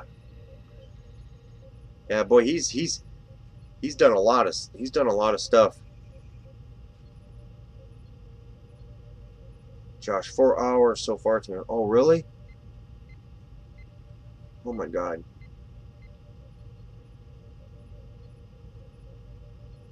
And my eyes are getting scratchy. You guys tell? See how red my eyes are getting? Oh man, I'm really tired. It's all that damn hot sauce you guys had me drinking last night. Oh man. I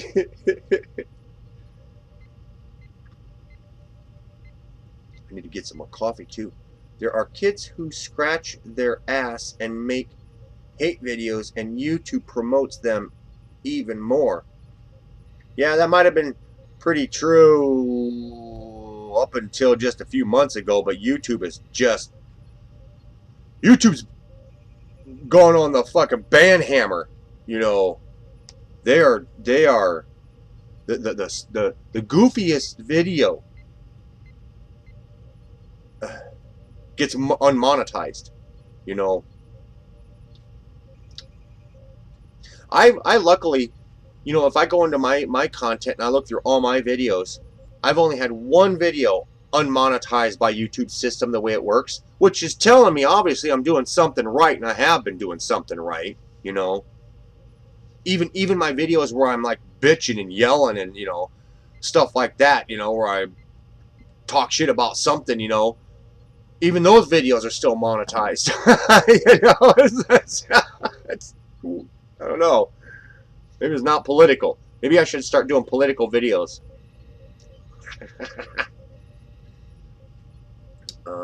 I met Stacy. I met them at Go Power Sports last month, and John was a complete jerk.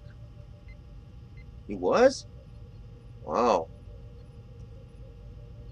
What was it? What was he going around like? Wow. Did he? What was he just ignoring you guys or something like that? Did they keep to their own little clique of people or something? Because that's not cool, you know. But yeah,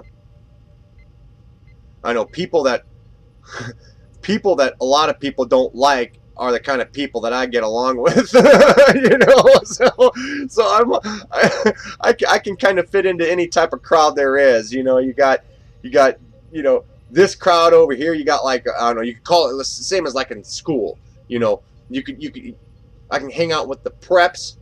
I can hang out with the jocks. I can hang out with the you know, whatever else, you know, the mechanics, you know, or the shop guys. You know, I can hang out with a lot of different types of people. So most of the time I can get along with anybody. But there's always that asshole in the group or in the area, you know, that's always got to fuck with me. And that's, you know, yeah. I've had my share of those things, and I'm a real easy person to get along with, and if somebody can't get along with me, they're a serious asshole of society.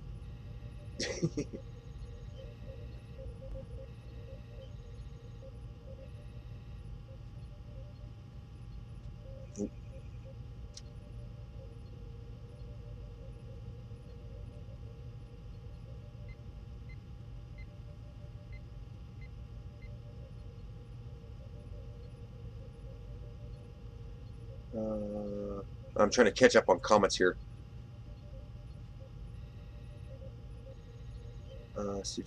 Repeat, I meant sorry. When someone isn't hurting at all and you repeat how much you spent on something like... Oh, wait. When someone isn't hurting at all and you repeat how much you spent on something like you're rubbing it in and they do super chat, just makes me wanna puke most times.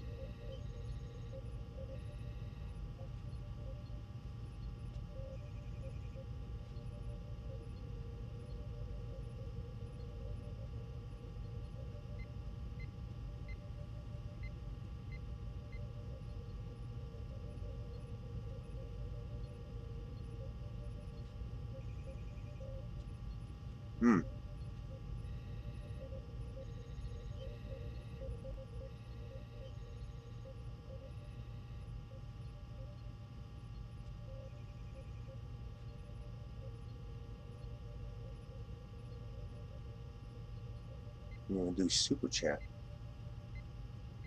I'm trying to make sense of that, Steve.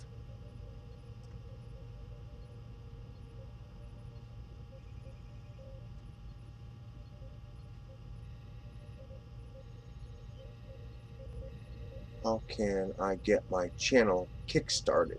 It kinda stalled out. Oh, it did. Do a go-kart build! That always kicks your channel up there.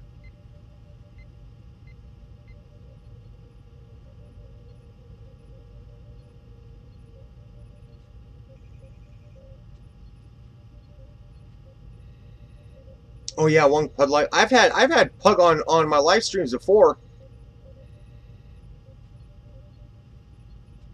I mean, I'm not promoting anyone, but look at Chase on Two Wheels. He is doing a bike build and for a video on Patreon, YouTube, and he got, wow, 30,000, 4,000 for each video on the build series. Wow, dude, that's awesome.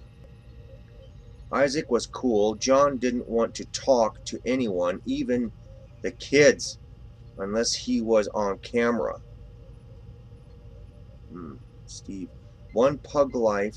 I know some people may not like him, but at least he tells his fans if you ever see him out in public to come up and meet him. Yeah, don't be shy. I like people like that. Yeah. Yeah, Pug, it was pretty funny. We had some fun when Pug came in here. I mean, that was back in the day when I do live chats and I would like invite people in and we'd all be on video. You know, we'd all be on video right now. You see them and me and, you know, everybody else. Yeah. He did that a few times, but I don't know. I think it just kind of died out though. I don't know why he stopped.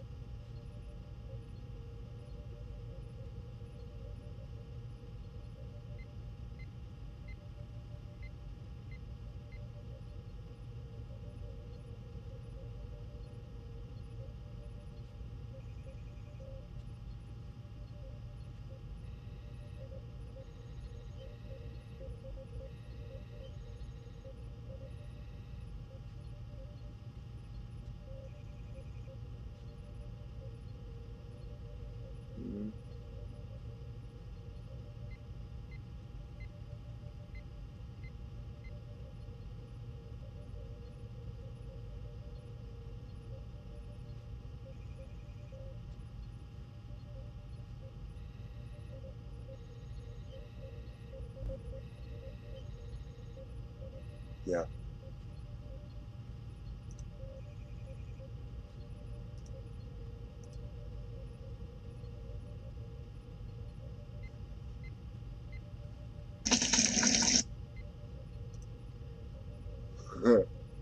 We're checking out Steve's.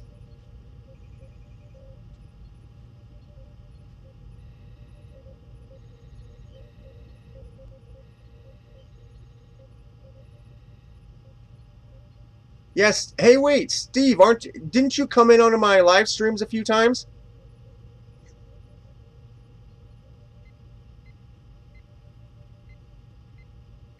Weren't you on video on some of my live streams like back in the day?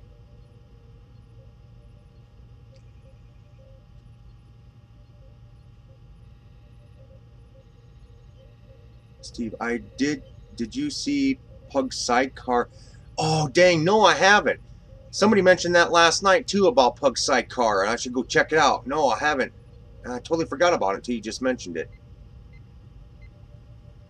I like one Pug, but I have the moments where things do not make sense. Stacy, what's the temperature there? I'm headed to Billings. Right now the temperature outside is probably about 45, 50, something like that. It's cool, but it's not, of course, Billings is a little higher than we are.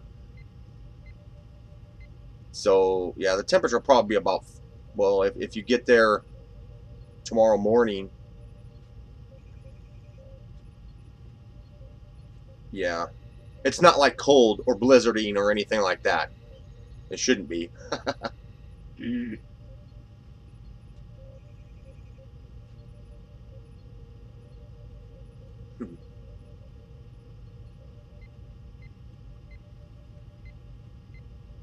Christmas deep fried turkey. Oh, whoa, man. 3 years ago? What, did you stop uploading?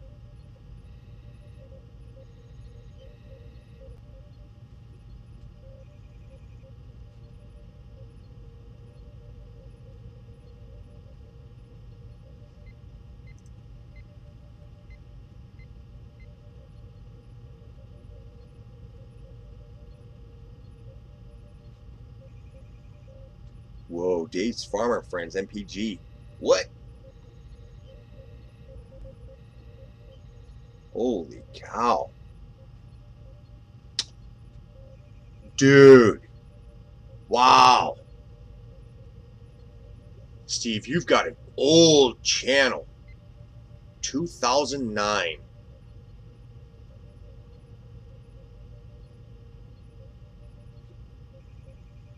Wow.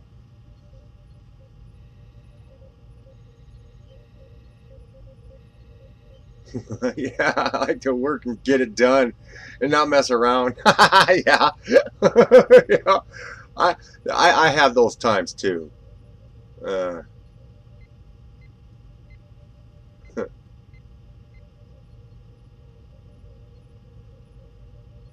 yeah, I came in one time or two. Yeah. T-Man, I remember being part of your monthly live streams where Fearless and others joined in. Really? I don't remember the name of your channel though, Eminent Videos. Did you have a different channel? And on my website? Yeah. Yeah, that was back in the day when things were working really nice.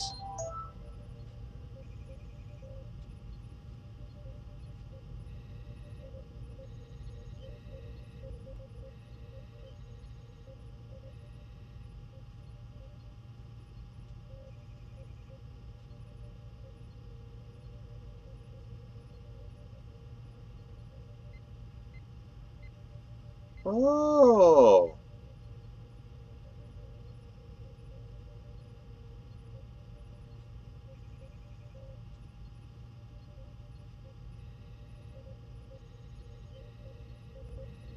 Yeah, maybe Atsar. Maybe. Oh, okay. Yeah, I just had a subscriber post on one of my other videos. I think that the one where I have that military canister. Yeah, he's Kidsock TV. He's I met him way back in the day when I had my first two channels AdSense shut down. You know, and I was trying to become a YouTube partner. I met him in the YouTube help forums. He would go out and help people out and, you know, stuff like that. And yeah, I've known him for a long time. He has a good channel. He has a good idea of a channel, you know, where he's sock puppet, talking sock puppet. It's a really unique idea. I haven't seen anywhere else on YouTube. His channel's the only one, but he doesn't do it anymore. So,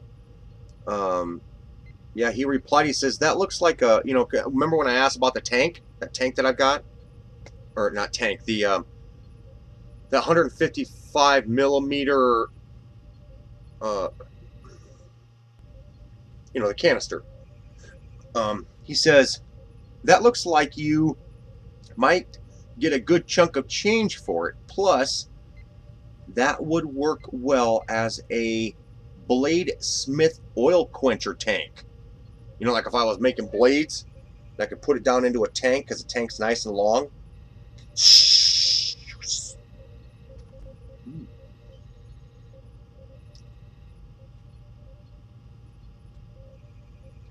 Plus, I have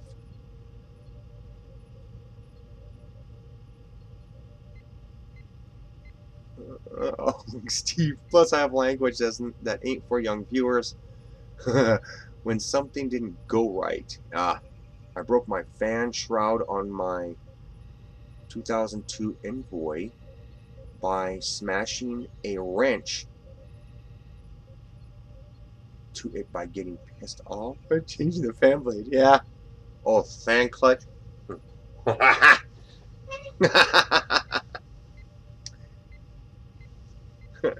Yeah.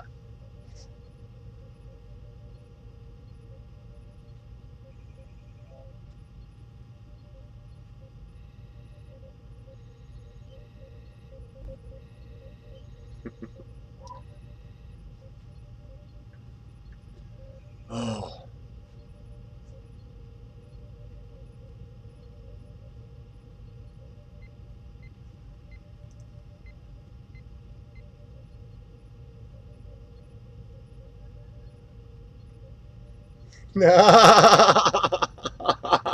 Steve. You must have been going around firing at people. I'm looking at your discussions on your discussion page. You got one guy sitting here. You're a fucking piece of shit, hope you know. You got another guy here saying, dumbass. Got another guy saying, you're an asshole.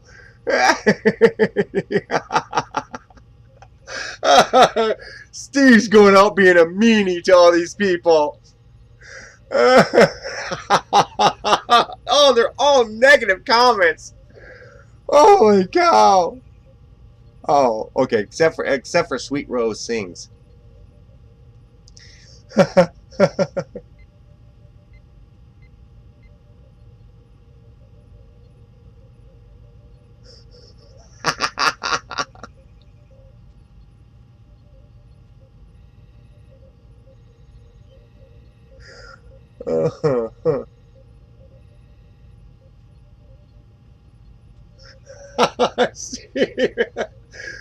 Oh, that's why I stopped uploading too. I can't leave the trolls alone. I have to say something back.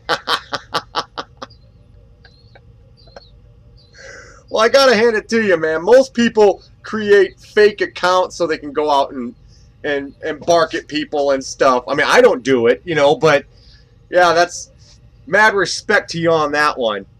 Most people puss out and have to create fake accounts to go in and bitch at people, but you don't. That's cool. Most people are too cowardly to do that.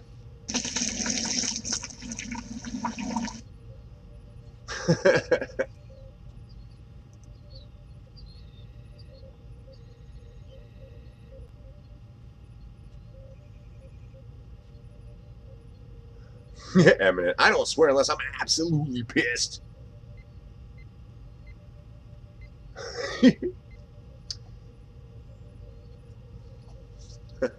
Mad respect on that one.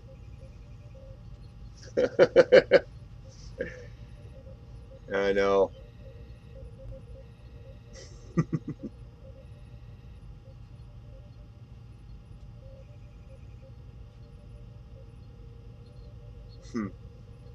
Yeah, that's one thing, you know. I don't normally go out and bark at people on other channels and other website, you know, other stuff like that. You know, I'll give an, you know, encouraging word and stuff like that and recommend something, you know, but I won't, you know, go in there and bitch at people about their stuff or whatever, you know. I don't even have fake accounts to do that, you know. No, I don't even thumbs down videos now that I think about it. I don't even thumbs down videos. If there's a video I don't like, I just don't, you know, I just stop watching it.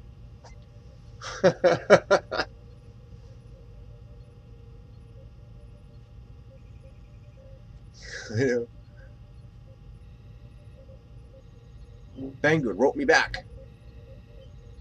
They did. You gotta let me know. You gotta let me know what they said. Let me know, Adsar. Let me know what they said. Don't post it here in the comments. Not here, but yeah, later on.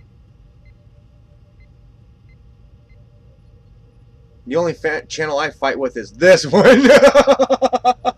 It's because you know I can deal with this shit. I can handle it. I can handle it. Yeah. See on the turkey video. Oh. Sounds like someone took it.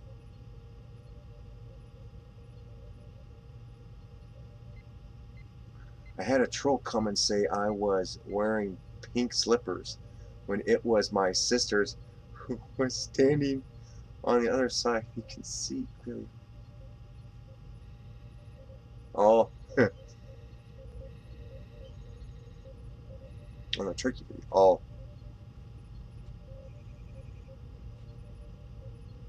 They go, man, this is still on? How late is it there?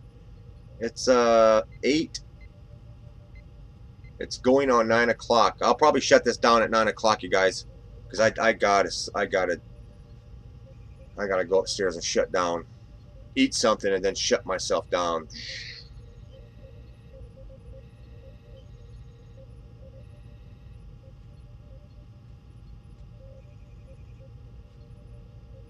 Yeah, eminent. Yeah, it's 8:40. Yeah, it's 8:49 here. You must be in Idaho or something like that, eminent.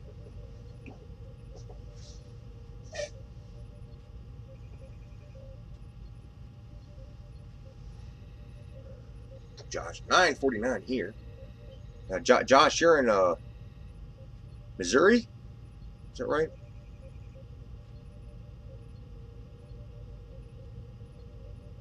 Eminent, my CB broke on me. Oh!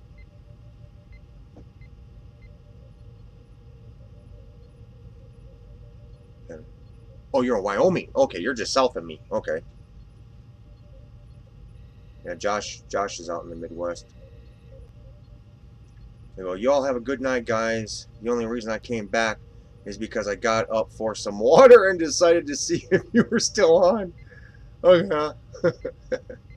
All right, Lego. Thanks for stopping in, man. Josh, Duluth, Minnesota. Okay. Okay. Well, I'm from Iowa, so I know the kind of weather you guys have out there.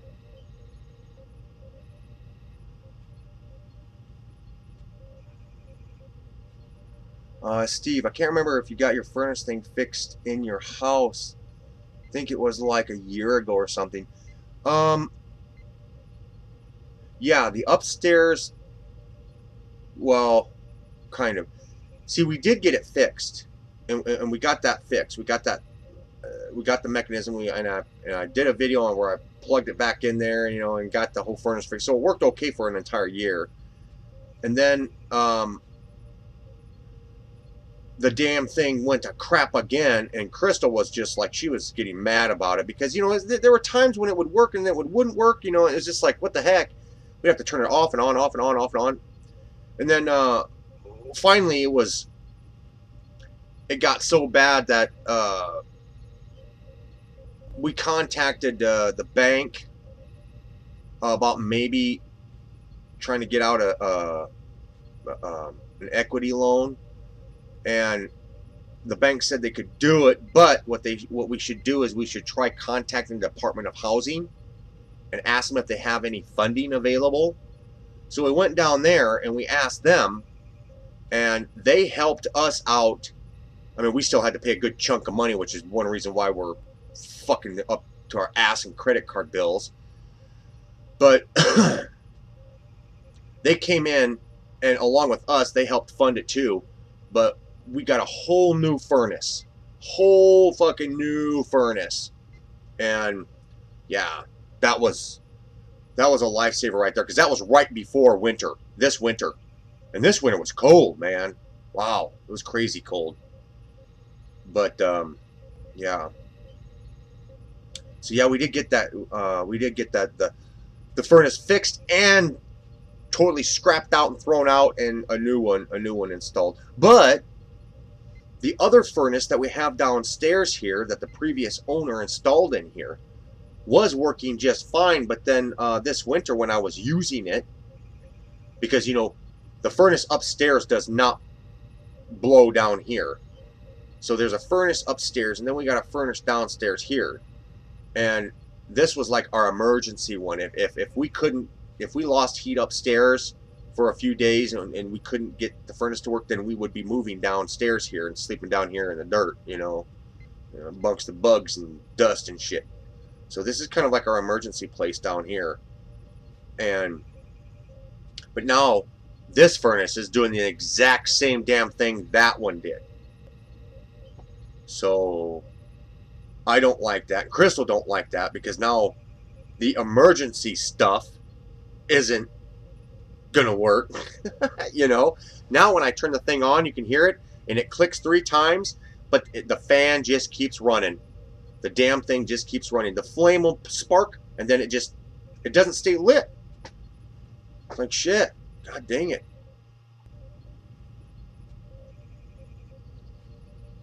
Yeah.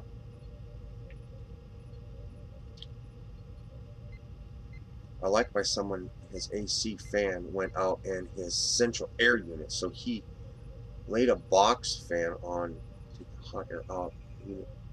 Also about died laughing. Yeah.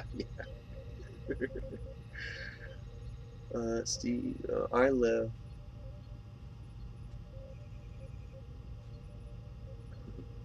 That's right. Oh man. Yeah. Hot Shot's in here. Hey, Hot Shot, what you up to?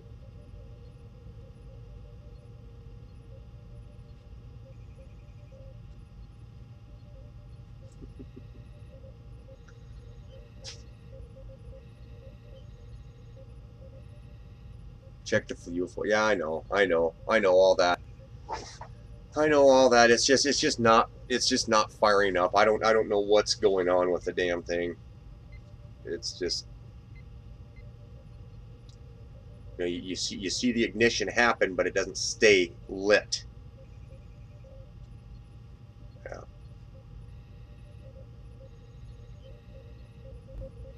You haven't done that yet, Hot Shot? You said you were going to do that. Well, you got to stop getting high all the time.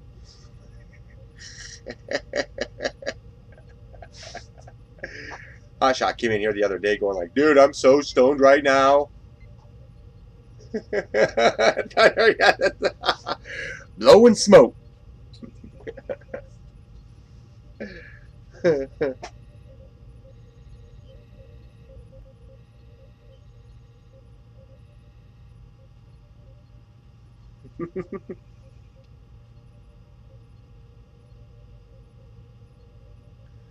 I was.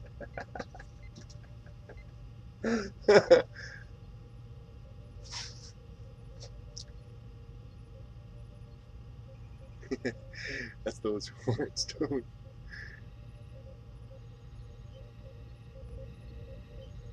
All right, Eminent. All right, thanks for stopping in, man.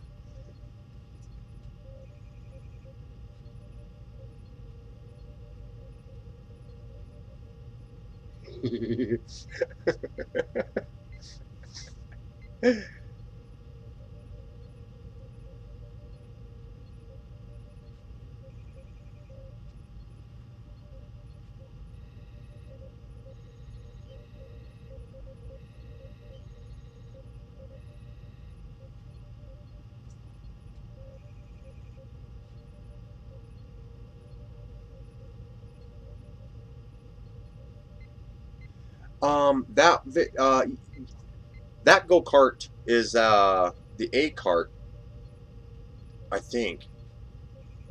Hey, got him. That go-kart is the A kart. That go-kart, and see, that go-kart was actually his sister's. That's actually Allie's go-kart that you saw him doing those cookies and stuff like that.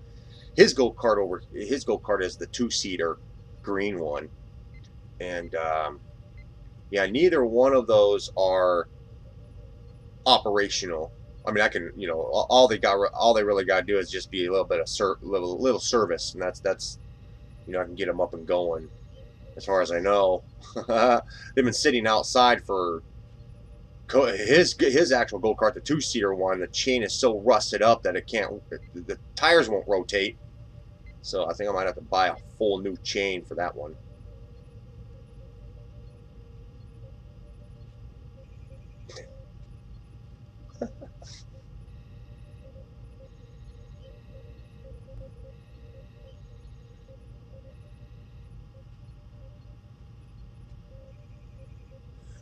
It healed up okay. It's every once in a while it just feels weak. You know, it's not like, I don't know, it healed up completely well. There are certain points that I can push on and it's a little tender and a little sensitive, but that's about as far as it goes. Other than that, it's healed up. It's healed up completely. I can rotate it and rotate it back. You know, it's almost as if it never happened, pretty much. Yeah.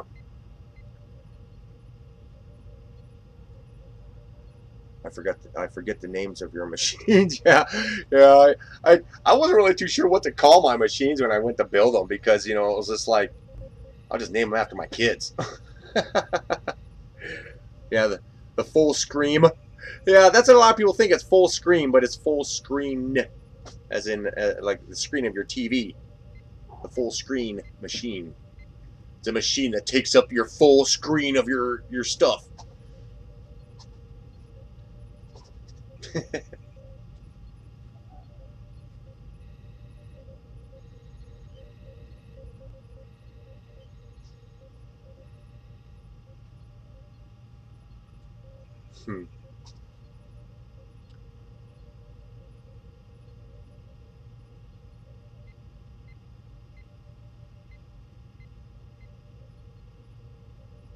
Oh yeah, yeah. It's interesting because it seems like it seems like I've got people who like specific builds, and the bike build is one that a lot of people really like. Yeah. The bike build, the buggy, the full screen machine one. A lot of the gamers like the Hyperion Kart. You know, they like that one.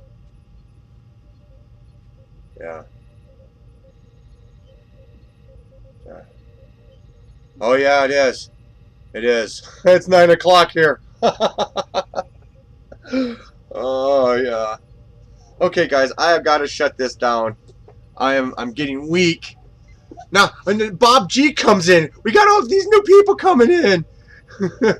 We need more builds or playing with the ones you have. Yeah. Yeah, I want to... There's some stuff that I want to do, but it's just trying to find the time and the motivation to do it. I've got... I have one okay GoPro camera that I can mount onto the machines and do like point of view shots. But you see, you guys, I got to be real careful because this camera right here is the only decent working camera that I've got, and I've dropped this and the screen is all scratched up and shit. I got to get another camera, buy parts, you know, do all that kind of stuff to keep this thing going because I don't want it to die either, and I know a lot of people don't want it either. So, you know, I like doing this stuff for people. I like doing the builds and stuff. Yeah.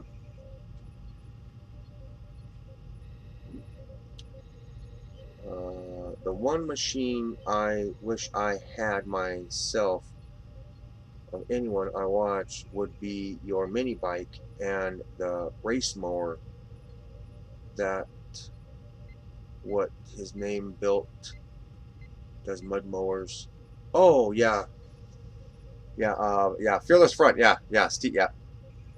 Fearless Front's little racing mower. There's a few people, if you search around on YouTube here, there's a few people who have builds that look kind of like Fearless's.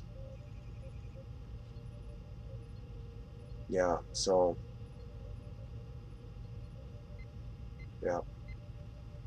yeah.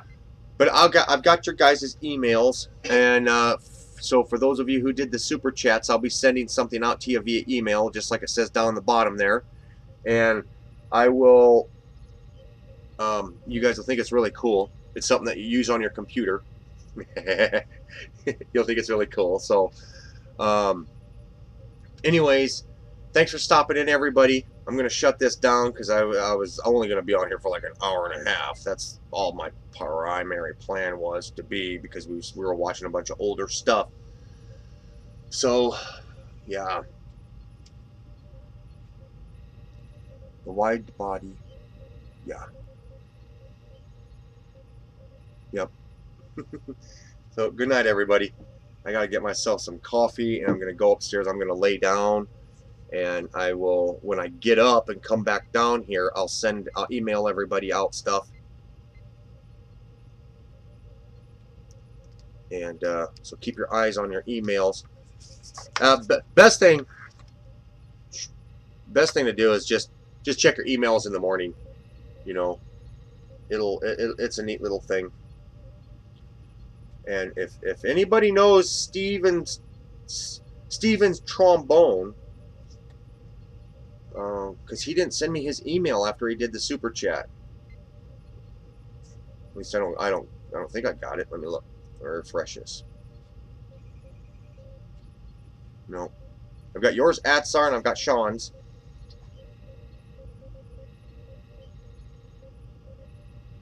have Stevens, so.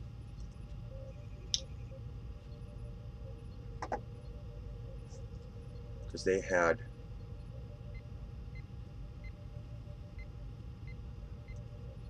Because these are 3 guys so far.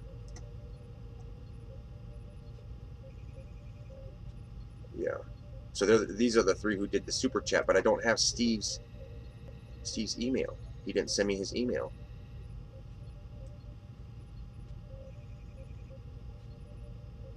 All right, yeah, that's our.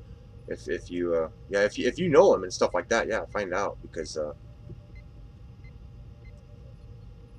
I don't want him feeling left out. Plus I know when he gets it, he's gonna think it's pretty damn kick-ass when he uses it. So, yeah, he's really gonna like it once. It's gonna show up. It's gonna show up as an exe file, or no, it's gonna show up as a zip file. So it's gonna be a compressed file, and then when you unzip it and you open it, which means you're obviously going to be on a regular computer and not no iPhone or tablet or anything like that, then you'll set it up, and well, you'll just, when you get my email, I'll explain what to do. So yeah, it'll be really cool. Yeah. All right, guys, so thanks for showing up. I'm getting out of here, and I really got to get some sleep. I got to go lay down, and yeah, so all right, guys, so see you later. Off. Wait, hold on, T. Okay, I'll wait. Ronald! Ronald! Ronald, hold on, you gotta grab my card. Yeah.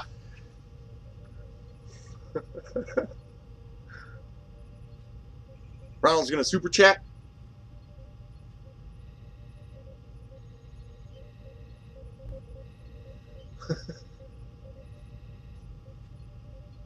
You'll get a kick out of it too, Ronald. You'll have well, yeah, it's something you can use on your computer. Not like you interact with or anything, but yeah, you'll understand it when I get your email and stuff. Yeah, that's right. Yeah, Ronald. make sure you send me the after your super chat. Make sure you send me your email. PM me my email. You can go over to my channel here on YouTube. Go to the About page, and you'll see contact. And then you click on that, and that's how you contact me directly, right? You know, because it'll go into my email, yeah, it ends up here on YouTube, and it goes into my email too. So make sure that you send me your email, if I don't already have it. But you know, yeah.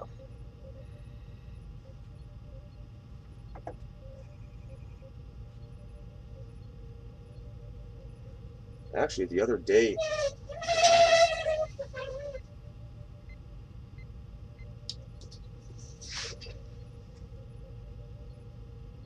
I found a piece of paper in my truck that had been wadded, that had been stepped on and wadded up, and it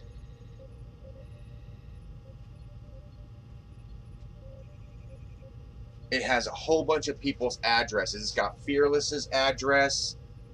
It's got a bunch of other YouTubers' addresses on them, and I think I got them from them a long time ago, but I totally forgot about them. See, most of the time when somebody sends me their address or something like that, I don't save addresses. You know, I might save emails, but I don't save addresses because, you know, I don't want to, you know, in the future ever have anybody hack my system and have people's addresses where somebody's at. You know what I'm saying? Email is one thing, but, you know, you can always delete an email. You can't always delete your address.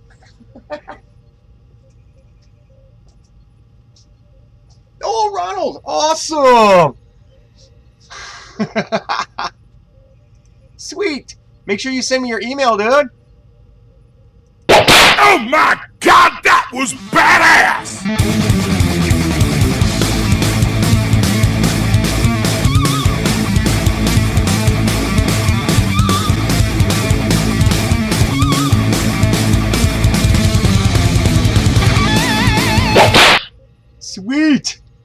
Yeah.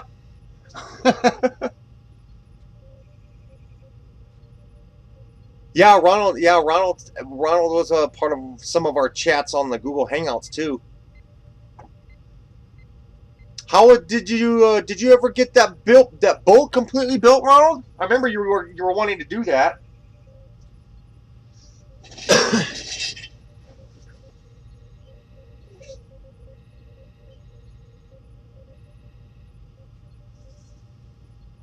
I remember you were gonna hook a torque converter up to the thing.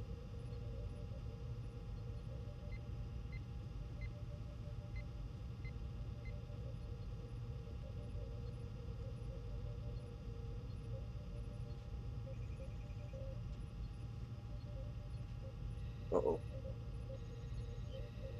I just lose the chat.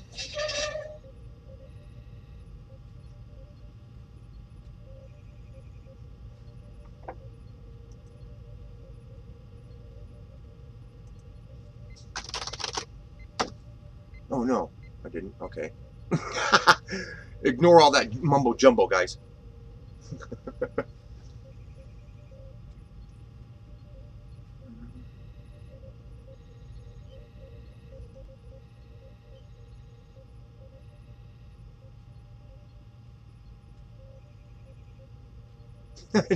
And let's continue talking on Google Hangouts. Yeah.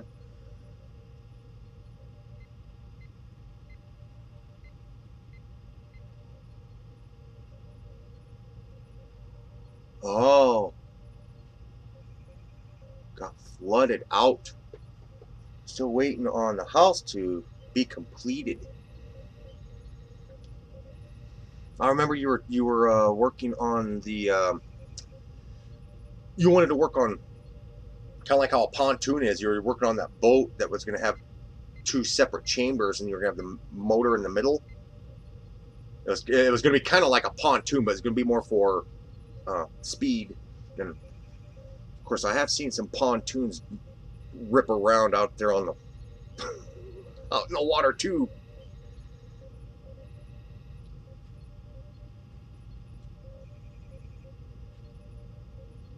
Are you seeing? Yeah, yeah, yeah. Ronald actually joined Tread Network too, didn't you, Ronald? I think you did. Put up that video of your engine build. I think wasn't a mount for your engine or something like that.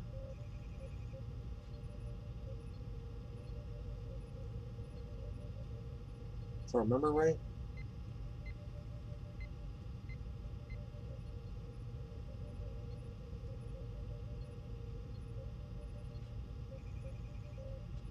Lego.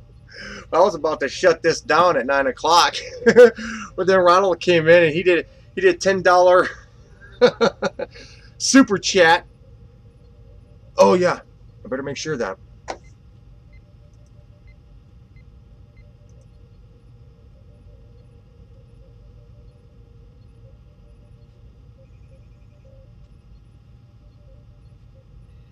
Oh yeah, Ronald, if you could send me your email, because everybody who does a super chat, I'll send you guys something in an email.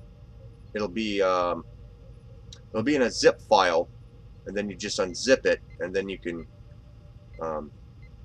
exe it. It's an exe program. It actually runs on your computer, but it's really really cool. I've never had a single complaint from anybody that I've ever sent it off to, and it's really cool.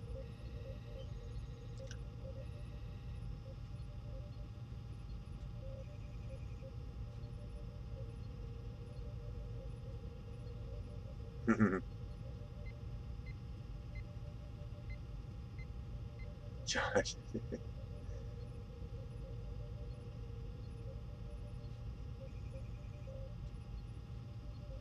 I'm gonna let you all go. You gonna take off? Taking off, Ronald? Hey, comes in and then leaves. Makes a donation and then leaves.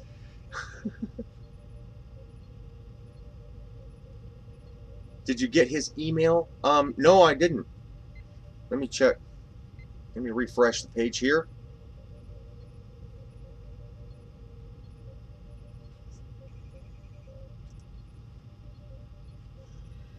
No, Ronald, I didn't get the email.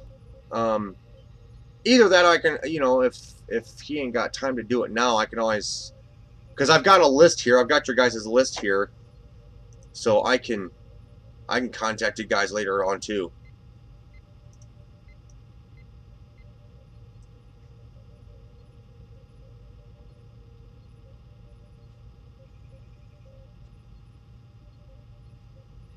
Oh no, I seen you're about to leave.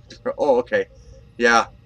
I got to get some sleep. I did a over 6 hour live stream last night, and then so far I've been on this for almost 4.5 now, something like that. So I'm really tired. Doing these live streams takes a lot out of you.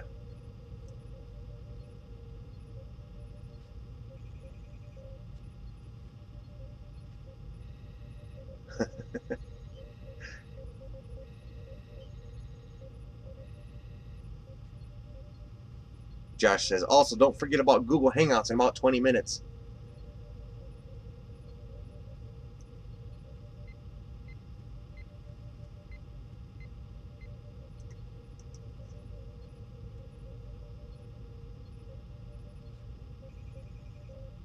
What?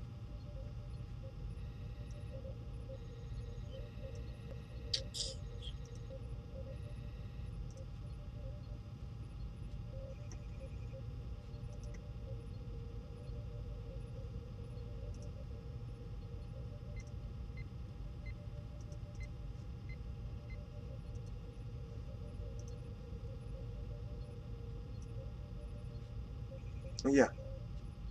Yeah, so these are the 4 that we had for the Super Chats today.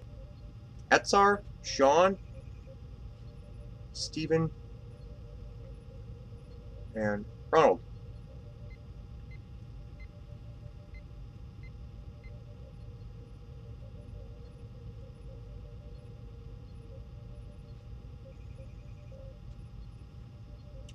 Are you feeling better from that hot sauce overdose? No.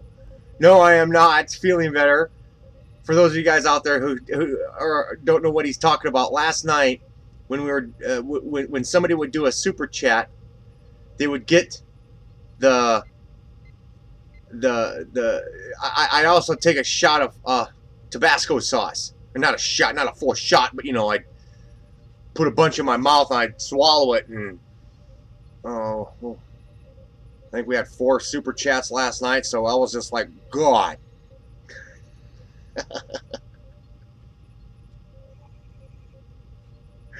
Go get some rest. Yeah.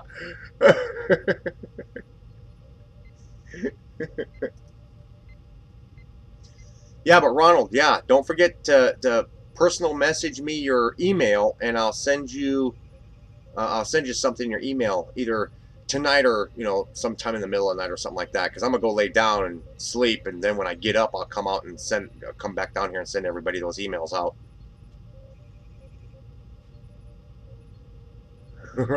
And a lot of it, yes, it was a lot.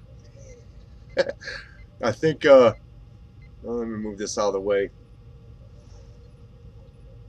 Yeah, no, I haven't taken any more. See, this was full, and you can see it's below the paper, so it was full up to about here, and that's what I drank last night. So yeah, I don't know if I'm gonna do that ever again, you guys. I might take maybe 1 or 2, but that's about it. You know, now 4 or 5 or whatever the hell it was last night. Oh my God. I'd be like, super chat ulcer.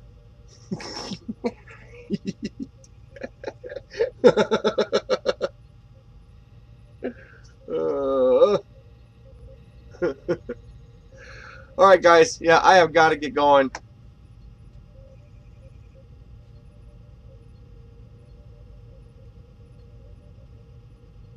Just like, yeah. No rest for the wicked. Yeah. It's like that Borderlands song. No rest for the wicked.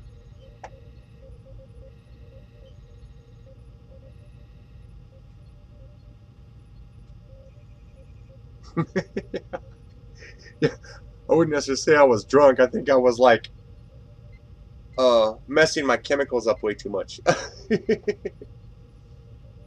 Oh yeah. All right, guys, I'm gonna get on out of here. So, thanks everybody for showing up. Thanks for all the super chatters. Keep your guys' eyes on your email. I'll be sending stuff out to you either tonight or most definitely tomorrow, and I'll get the emails all sent out to you because there's only 4 of you. So, or as long as I can find Steven. Yeah, that's our. See if you can find Steven and find his email if you can, because you know, it's part of the bargain. You know, I made the bargain. If you guys super chat, I'll send you something special in an email. So, I just like to live up to my word. All right, good night, everybody. Thanks for showing up.